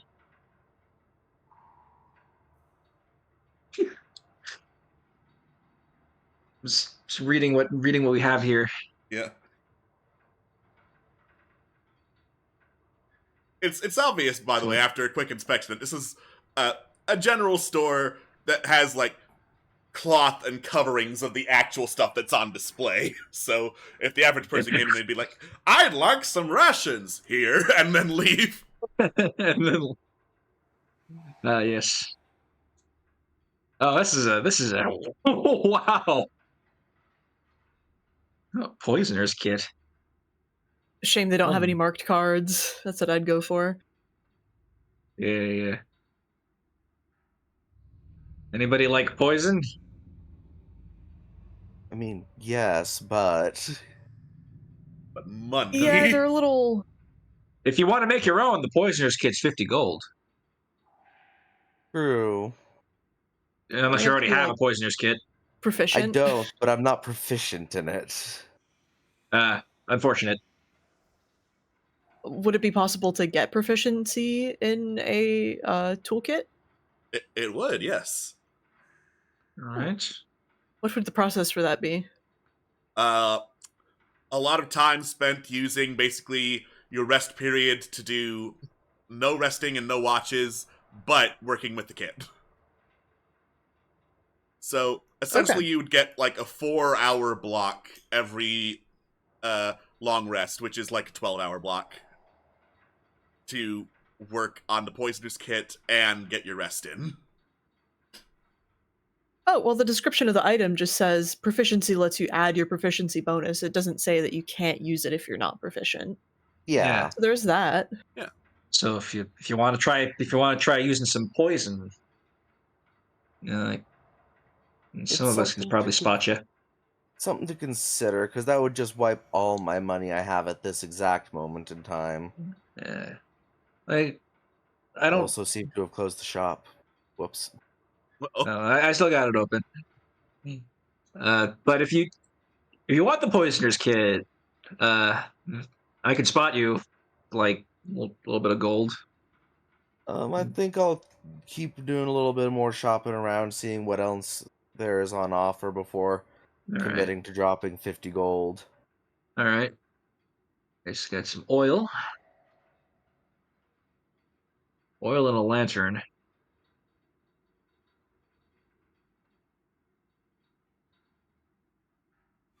Oh, wait, before you, out of character, do you want a lantern? Because I'm carrying one and I don't really use it. Oh. The See, Well, to be fair, mine is just normal, whereas a bullseye lantern actually lets you like cover it and narrow it and stuff. So it's Hooded better. lantern lets you cover it. Oh, yeah, okay. A Bullseye bullseye just lens is more like focused it's like a flashlight. Yeah, bullseye is a Yeah, yeah, flashlight. The head. Yeah, it is a 60-foot cone, and torches are 20 feet, plus dim light for another 20 feet. Although, it could be worth it. Yeah, I just have a normal lamp that's a 15-foot radius, so it's Okay. bright for 15, dim for 30. So it's up to you, but Tig would be happy to just give you the lantern because I don't use it. Okay. Well, the lantern. You have dark vision. You don't need it. Yeah. Exactly. Yeah. Listen, if there ever is a puzzle that involves I don't know, like seeing color, because the thing about dark vision is you can't actually see in color, which is it's a little jarring, but you get used to it. Makes textures really pop out. That being Yeah. said, you can always count on one of you to have a light source. So Okay. Well, there's plenty of places for Megan to hang a lantern on her on her chassis. but oil is always useful to have. Oil is useful. Let's buy the oil. All right. We'll unload the oil just for the sake of having stock. How much does it weigh? Oil. Da-da-da-da-da. Oil is 1 pound per flask. Okay. I'll be fine carrying that. Yeah. I have 108.6 on my load right now. So we And will you want me take to the just oil. transfer the lamp over to Megan? Yes, please. Yes. You got it. It's in my pack. Thank you. All right. There we go. And now I have oil Excellent. and a lamp. Oh, you moths better watch out. Actually, the sight radius is like a little bit better than a torch, since like it's That's dim good. light up to 45. Nice. All right. Pleasure doing business with you, the dwarf says, spitting back into his spittoon. What a guy. All right. Meanwhile, those who are going to investigate for guides, go ahead, Yeah. roll investigation for me.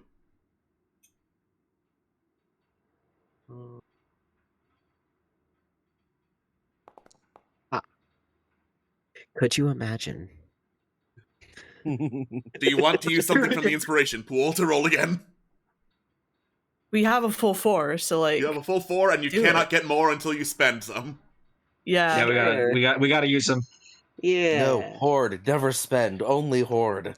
But how There we can go. we get more if we do not spend? Capitalism. Alrighty. Da-da-da. Ooh, okay.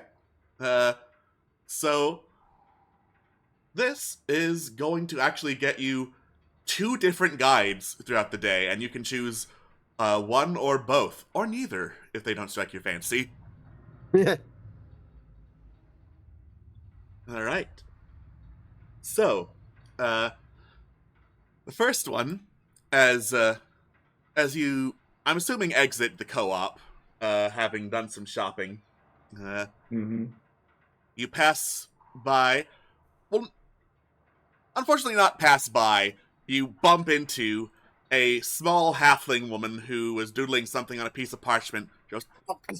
Drops said parchment. A bunch of other pieces of parchment fall out of her pack. Son of a bitch, she mutters. I'm so and starts sorry. packing them up. Could you at least help me pack them up? Yeah, absolutely. Like I'm like already there, like All right. helping. And as you go, you cannot help but catch a glimpse at some of the pieces of parchment. These are not ordinary pieces of paper. These are maps. Very, very detailed maps. You see Ooh. one of the area that is like the easternmost shores, detailing very, very extensively pathways between a lighthouse and the tower and the coast guard, and a big crab shell you notice detailed on the map. There, and the last one picked up is a pretty detailed map of Amayath itself, with like not only a top-down view, but like a side view to show vertical height and how that would transpire.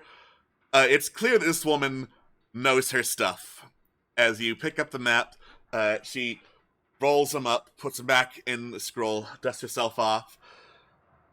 Well, that was awkward. At the very least, thank you for picking up my shit, because I know there's a lot of it.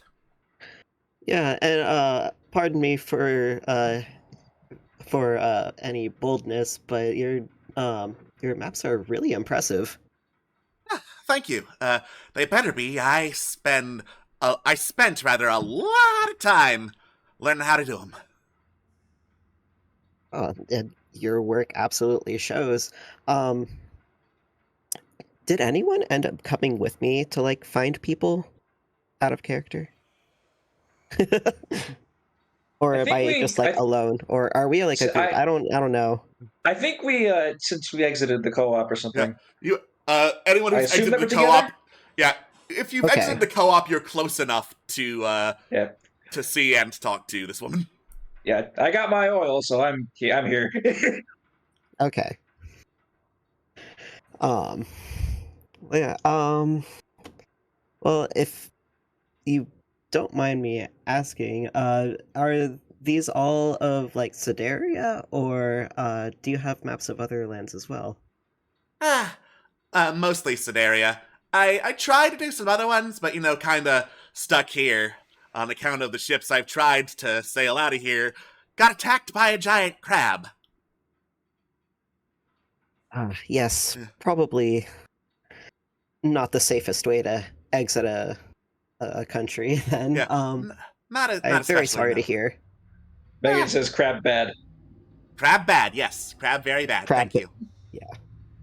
Yeah, so right now the plan is to find enough of these, cross-reference them with any treasure maps I happen to find along the way, get filthy stinking rich, and then with that money, get the hell out of here. Oh, well, I mean, we're adventuring ourselves. Would you be interested in tagging along? We're in need of a guide, and you seem very knowledgeable of the area, of actually pretty much the entire like Sedaria region. I'd like to think I am, yeah. And to be fair, I am not the most physically in shape, so having big, strong robots and swifter big old birds to cover me while I do some studying would save my ass out there. Megan Yeah. says that if she does come along, that Megan will not let the crab get her. Thank you, my savior, she says, hugging your leg. Megan pats her head. Right? So, my name is Carolina, and first things first, if we discover any treasure on account of my maps, I get a share because I was the one who found it. Absolutely. Megan brings up they've been doing it anyway. Yeah. So You'd be surprised how many people don't agree with that. Oh, well, that's just straight up not fair. Megan Sure. nods in agreement. All right. So, Carolina is a non-combatant, but she is a guide. She has an almost supernatural sense of direction, a great eye for detail, advantage on perception and investigation checks to locate hidden doors or hidden secrets, and she extends the range you can see when it comes to in terms of how much of the map you fill out. Oh, that's Oh. useful. Neato. So, if you are in agreement of recruiting Carolina into the group, then who is going to take charge of her? Sure, I could do that. All right, congratulations. You are now in possession of one map maker. Cartographer acquired. Cartographer acquired. And I'm so sorry, I am very bad at this, but allow me to introduce myself. My name is Trill. Pleasure to meet you. Carolina, I expect I'll have to say that a lot more once I meet more of your big, strong friends. Yes.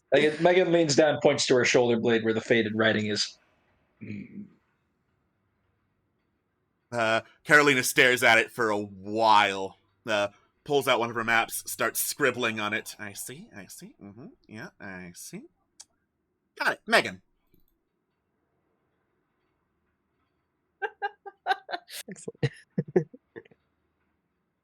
She's great. I love her already. Yes. Mm-hmm. Oh. All right. Sorry, don't mind me just looking over her Yeah. stuff. All the fun stuff. Just choose to become stable. Jesus Christ. That's fun. I Oh. mean, non-combatant, to be fair, but still. That is Cool. standard for every sidekick, because otherwise they Okay. get one death saving throw, rolled immediately. Ah, gotcha. Oh, no. Yep. And that would be not fair. All right. Mm-mm. Ooh. Now keep in mind there is still one other potential guide coming up on the journey, but you'll see when we get there. So, shopping in the slums done, did you want to move to, say, the Merchant District? I would love to. All right. The Merchant District, it is far more opulent as you go through. There are some gates to get actually into the district, but you don't seem to be carrying any contraband, so you're let through no problem.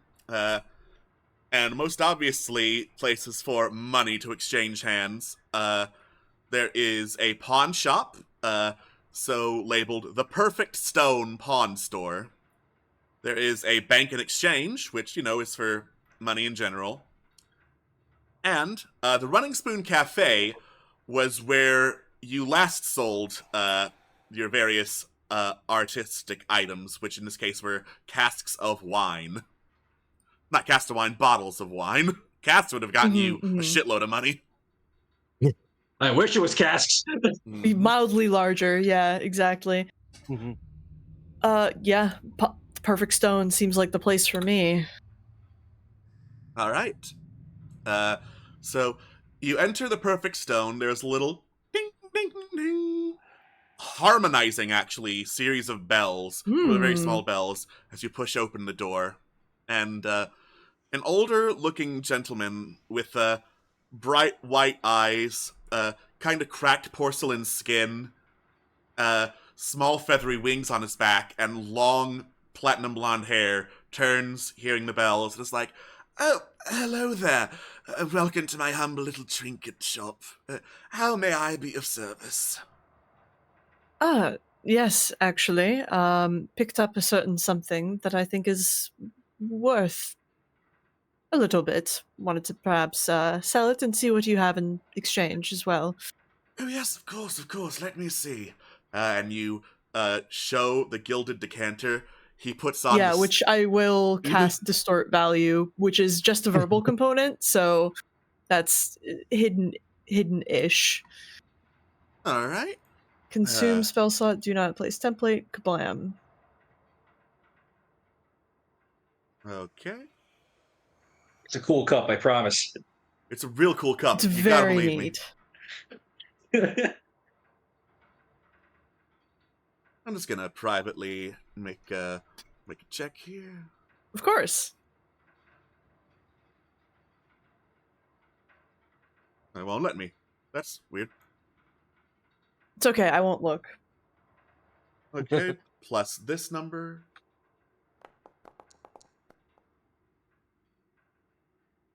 Your spell save DC is... It is, 14. 14! Okay, he did not succeed. Rad. That being said, oh wait, no, that straight would not apply, so... He looks over at the gilded decanter. Very fine make. I would wager this to come from, I would say, the days of Queen Harfelis at the very least. Unused, too. So, no dents and scratches in it either. I would say something of this value today would go for approximately 65 gold pieces. Very keen eye. You know exactly what you're talking about. Tyke sort of like leans back a little bit, just sort of considers, pretends to consider. More than fair. Generous, actually. I would be happy to part for 65. Oh, of course. I'll make sure that, well, if this doesn't go to a good home, it at least looks good on display. Very true. It's got pull value. That it does. He takes the decanter and hands over 65 gold pieces. Yeah, let's go. Money.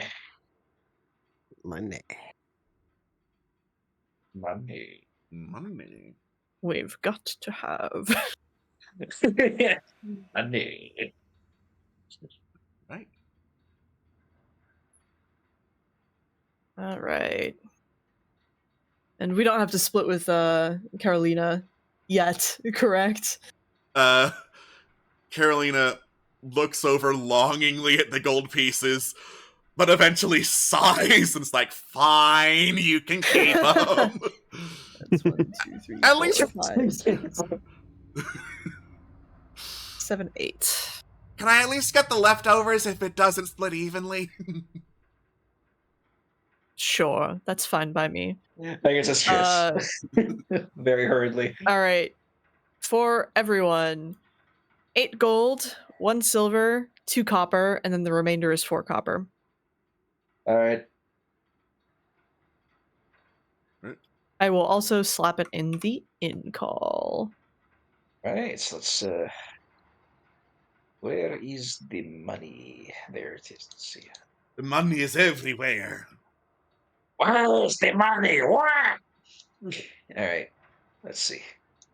So that would be 8 gold. So that's going to be 50 plus 8. That's going to be 58. Electrum is certainly a type of money. 6 silver and 2 copper. That's going to bring me up to 15. Alrighty.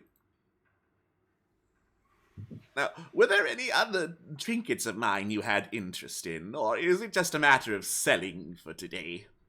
I would be happy to take a look at what you have. Oh, certainly. it's mostly bits and baubles, kitschs, knickknacks, things to hang on the mantelpiece. If you're looking for more things of a more practical nature, the Young Cart nearby is a fine general store. Good to know. But also, I mean, what is life if you don't get the chance to be a little impractical once in a while, right?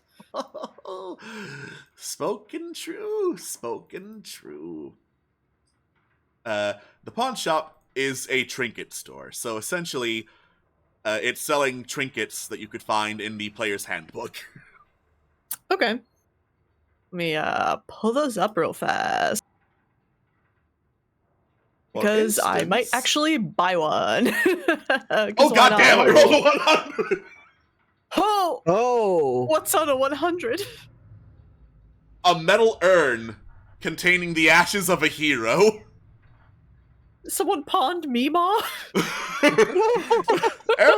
oh yes, glorious Mima Johansson in here. He says, looking at the name. They say she Fuck. pile drived an entire owlbear once. Oh my god. It was in a vegetable garden. oh my god. Will you allow me to roll a D100, see if it pulls up anything I could buy? Or I'd want to buy? Not feeling bad. 84. A receipt of deposit at a bank in a far-flung city. It's a piece of paper. What is that gonna do?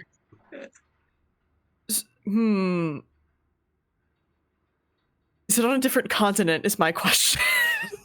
You don't recognize the name of the city as being on this continent. Blink, blink. I think I'm good, but I'll keep an eye out for things that might interest you as we travel, because we do go back and forth. Very well. I'll put Mima back on the shelf then. Or Mima. Thank you. Mima, Jesus Christ. You should be at least interred. Mima, Mima, Mima. Hey, maybe those were her wishes. We don't. Sell me to that motherfucker in the pawn shop. I'm sure it helped Maybe your his adventuring party. I'm sure it helped somebody. Sure it's helped somebody in that adventuring party. Gonna get true resurrection, get Mima back. Mima comes back and she pops out of the urn, like fully formed. Mima solos the castle, becomes the next ruler of Sedaria. Yeah. I mean, Upend the entire plan. I mean, hey, if we does anybody learn? Get alright, yourself a well, cleric. I'm good now. All right. Oh my god. You step out of the pawn shop. Meanwhile, for those of you who are listening for rumors, spending time combined in the slums and the higher end district will give you plenty of time to overhear something, so go ahead and roll investigation. All right, investigation. Like real roll. 13 Cool. Awesome. plus 1 is 14. All right. 14 total is going to be enough to hear some rumors. All right, give me the juicy details. Let's see what we got. Okay, this rumor definitely does not apply.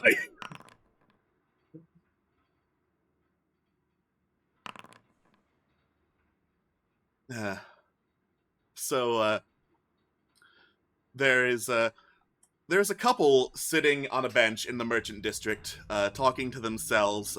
Hear something about, oh, we should take a trip somewhere, go see some place fun. Well, I agree. Neither's nice, but it does get stuffy in here. Ooh, there's that rhino sanctuary. That's a quick trip north, isn't it? I don't know. It's big, very expensive, and what is there to see besides rhinos? Well, I don't know. If an old duke invested in that, he'd want to keep investing to make something worth it in that sanctuary, I suppose.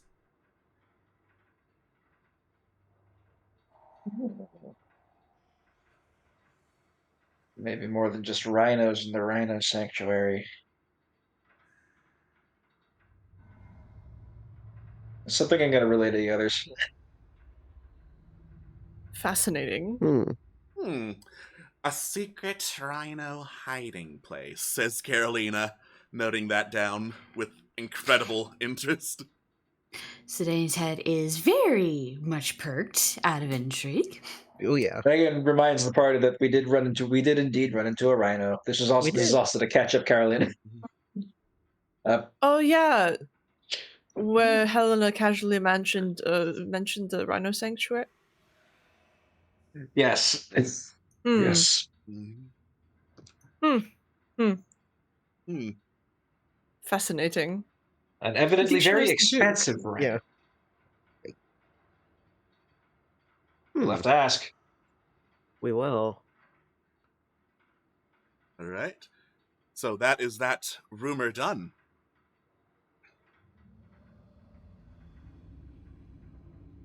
Did you want to continue looking for shopping opportunities? What There is was the guest the- lecture at the Oh, sorry. Go ahead. Oh, there was the cart that the pawn shop owner mentioned.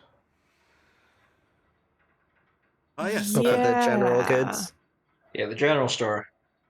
The General actual general store. Yeah. You get pointed in the direction of the young cart, which you head that way and you expect, oh, I'm just going to be looking for a cart. No, it's a pretty big store, like at least 2 stories, a little separate storage shed attached in the back. And it's pretty busy, all things considered. There are a lot of dwarves, gnomes, halflings walking to and fro, carrying like armloads of stuff because they refuse to go get the baskets. But the place looks pretty popular, and you scoot your way through until you get a good view at some of the actual contents of the store, and you hear a chipper young voice from the checkout counter go, "Hi! Feel free to look around. I'll be with you when you're ready." Well, okay then. Oh, there's the hooded lantern.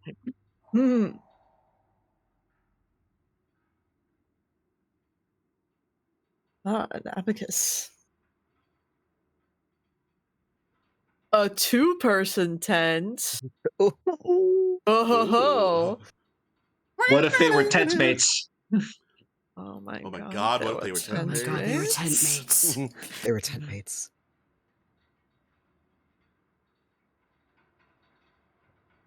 It looks like the vast majority of the work here is catered to miners, people who go digging around looking for mechanite and whatnot, and people who study it, given the huge amounts of ink pens, official seals, and whatnot. Does Carolina have enough ink? What are you talking? Of course I've got plenty of ink. What do you take me for? Just making sure. Good to keep stocked. Yeah, we don't know when we're gonna come back to a shop, so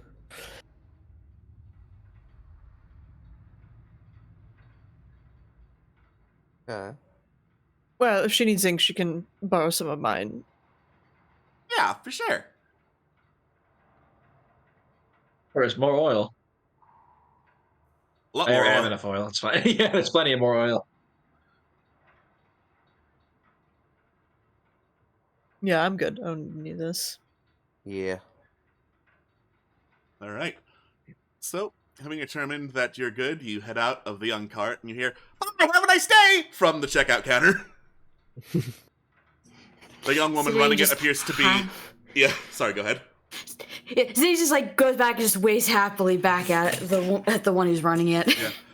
Yeah, the woman running it appears to be talking to like several people all at once, top volume, chipper as ever.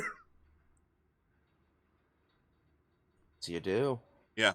she's stronger than any of us. Strongest retail worker of all. Truly. Yeah. She can solo the Mad King just by being just with her fortitude alone. A god and a queen. We respect her in this household. Especially in the rich district. Yeah. Imagine the Karens. Yeah, so many. And as I recall, you also had on the to-do list heading over to the university to see what the guest lecture was. Yes. Yes. So you head through the merchant district back toward the scholarly district to see what's there. And as you go through, you hear some gasping, muttering, a couple of like shrieks of alarm, and there are like huddles of people around one street just kind of staring, muttering to themselves. Yeah. Looking into that. You push your way through the crowd, look through. There is this big old bipedal clawed lizard of some kind, like big old, like two, like curved razor sharp looking claws on either of its stumpy arms, a mouthful of teeth, like some feathers poking out of its lizardy body, a big long tail, and a really big claw on each foot. That's just kind of wandering through the cleared area, sniffing the air, like, Dinosaur. snarling in disgust. Now, A dinosaur. if you want to know what this is, and you have a theory that it might be a dinosaur of some kind, that would be a nature check, because dinosaurs aren't exactly a common animal. I mean, I have a +4. Yeah, Why not? Yeah, me too. Yeah? Well, Was you're you the know- druid. You're the druid. I think the druid should The tell us druid- whether that's a dinosaur. Being a druid and in tune with nature, not only do you know what dinosaurs are, Trill, you identify this one as a Deinonychus. It's a big old, not Of a course. big, but it's a man-sized meat eater. Normally it runs in packs, and normally it would be attacking people, but this one's just kind of going back and forth, looking a little lost. Did someone really awaken a Whew. dinosaur? Sorry, can you type that out? The got name of the you. dinosaur? Okay. Yeah. I almost misspelled it. This is, off the top of my head, what it is spelled like. Okay. Hell yeah. Whoa. Okay. Yeah, picture the Jurassic Park Velociraptor. Gotcha. This is definitely not where this dinosaur should be, huh? Like, Megan says dinosaurs, not robots. no, not at all. Trill's just gonna try to like take command of the crowd and just like shoo them away from the Deinonychus. and be like, If you don't mind, actually, Trill, you handle that. I'll handle the crowd. okay, gotcha. All right, I just so like kind of so approach Ty does some then. prat keeping on the crowd to just push him Yeah. away, keeping him back. Trill scooches through, gets close to the Deinonychus, who looks up, goes, "Oh." Hey, it's like, hey, you, are you all right? Mouth stuck. Mouth stuck? Mouth stuck. Oh, sorry. That is the best you could hear. It saying a mumbled mouth stuck. Okay, so I'm just like mouth. It's either mouth stuck or mouse stuck, and I'm just like, okay. Can I have a look? It opens its mouth as far as you can see. There is peanut butter stuck between its teeth on the roof of its mouth. Its tongue flaps around trying to get it out, but it can't. Okay. I'm gonna pull out like my water skin and like give it some water, maybe like help, wash it out. It gargles the water, trying to like swish it around, thrashing its head back and forth to get rid of the peanut butter. And then, eventually, it swallows. Better. Are you all right? Yeah. Yeah, excellent. Dar- who, if you don't mind me asking, like, where did you come from? Like, you seem a bit lost here. The Deinonychus like scratches at its neck. Little. Had snack. Ran to get rid of mouth stock. Found here. Oh, um, are is your home nearby then, or like? I go where Captain goes. Who's your captain? And as you ask this, you hear a voice calling through the crowd. Hornigold, where are you, you rat bastard? And a kobold in a tricorner hat with a skull and crossbones painted on it, and a full-on long coat, runs out of the crowd, spots the Deinonychus. There you are! I told you the peanut butter was mine, you shite! Ah. Yeah. And the kobold then runs up to the Deinonychus, clambers on top of it, mounting it like a steed. Sorry for the disturbance, folks. Hornigold here wouldn't hurt a fly. Unless I tell her to, and then the fly would be dead. Yarr. Amazing. Yeah. I guess this is. I guess you are captain then. Ransom, Scourge of the Seven Rivers, at your service. I'm sorry, the laughing is out of character. Yeah, it's just making sure nobody's like actually laughing at the captain. No, I'm not laughing at the captain. Yes. Well, Captain, if I could ask, where did you come across this Deinonychus? Found her. Where? Army boat. You had it? Well, one of your lost boats. It sank. Was it by a crab woman? No, actually, I ran it to the ground. Giant crab? Oh! Definitely. That's unfortunate. I'm sorry for the loss of your ship. But I find it kind of, I don't know, hard to believe that there would be a Deinonychus just like chilling on your ship.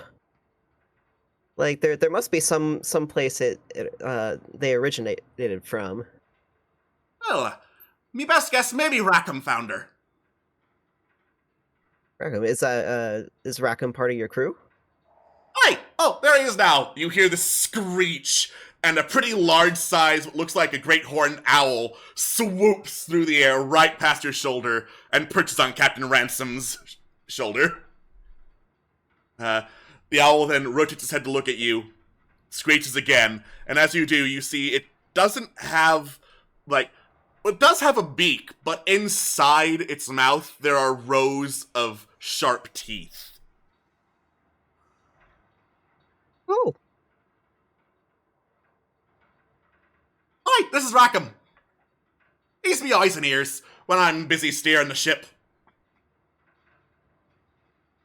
Well. Rackham is absolutely lovely. I notice it's not like your average like owl. But what is he? I believe the local folk call him a shadow owl. Proper name would be Strix, because he doesn't like being called a shadow owl. Fair enough, and I wouldn't want to disrespect Rackham at all. And I turn to like Rackham and be like, if you don't mind me asking, where did you find this Deinonychus? I understand your captain mentioned that you might have been the one to spot him. Strix qualify as monstrosities and not beasts, they? unfortunately. Damn. Well then. Tough luck were that. But as you speak, as I double check the strict stat block, Rackham speaks in perfect common. He was floundering around the river. I believe this was his third boat. Nay, it be me fourth. You don't forget your first ever. Right, the fourth boat. Well, and so losing your ships is a little bit of a habit, then. Oh, the intentional one! Of course. Well, what brings you all the way out here? We're pretty far inland at this point. 'Twas the closest port in a storm to the river I was sailing on, before me last ship sank. Gotcha. So you would classify yourself as a river sailor, then? Aye, there's no bit of water in Sedaria that Captain Ransom can't get through. Amazing. At this point, can I just kind of gesture for everyone else to like join me? You absolutely can. Yeah. At this point, with Ransom, he is definitely being a showboating kind of man right now. But the crowd realizes, Hornigold isn't going to eat us, so they disperse in different directions. Yeah. Hornigal is fine. It's a nice And I dino. imagine- Yeah. Just had a wee bit of peanut butter. But I bet it tasted pretty good. Actually, don't know if like it's bad for dinosaurs to have peanut butter or not, but I'm sure it's fine. I don't know. Well, are you finding yourself in like the company of like looking for a new ship? Aye, that would be much appreciated. One can't be the scourge of the Seven Rivers if one doesn't have a boat to go down the rivers on.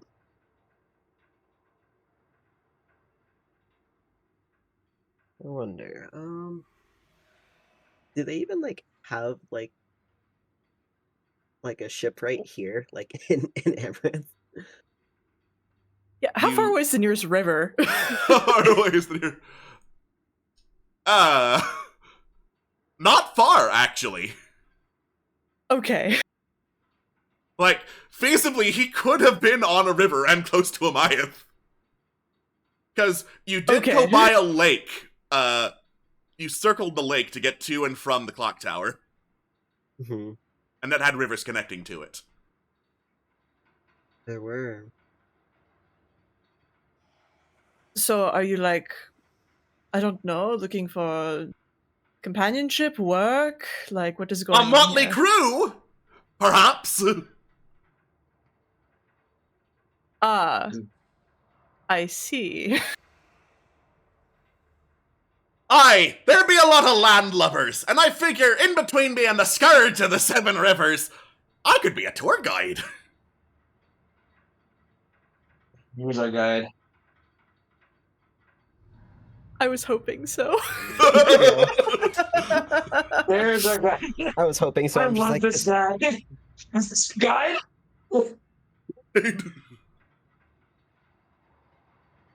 Alright.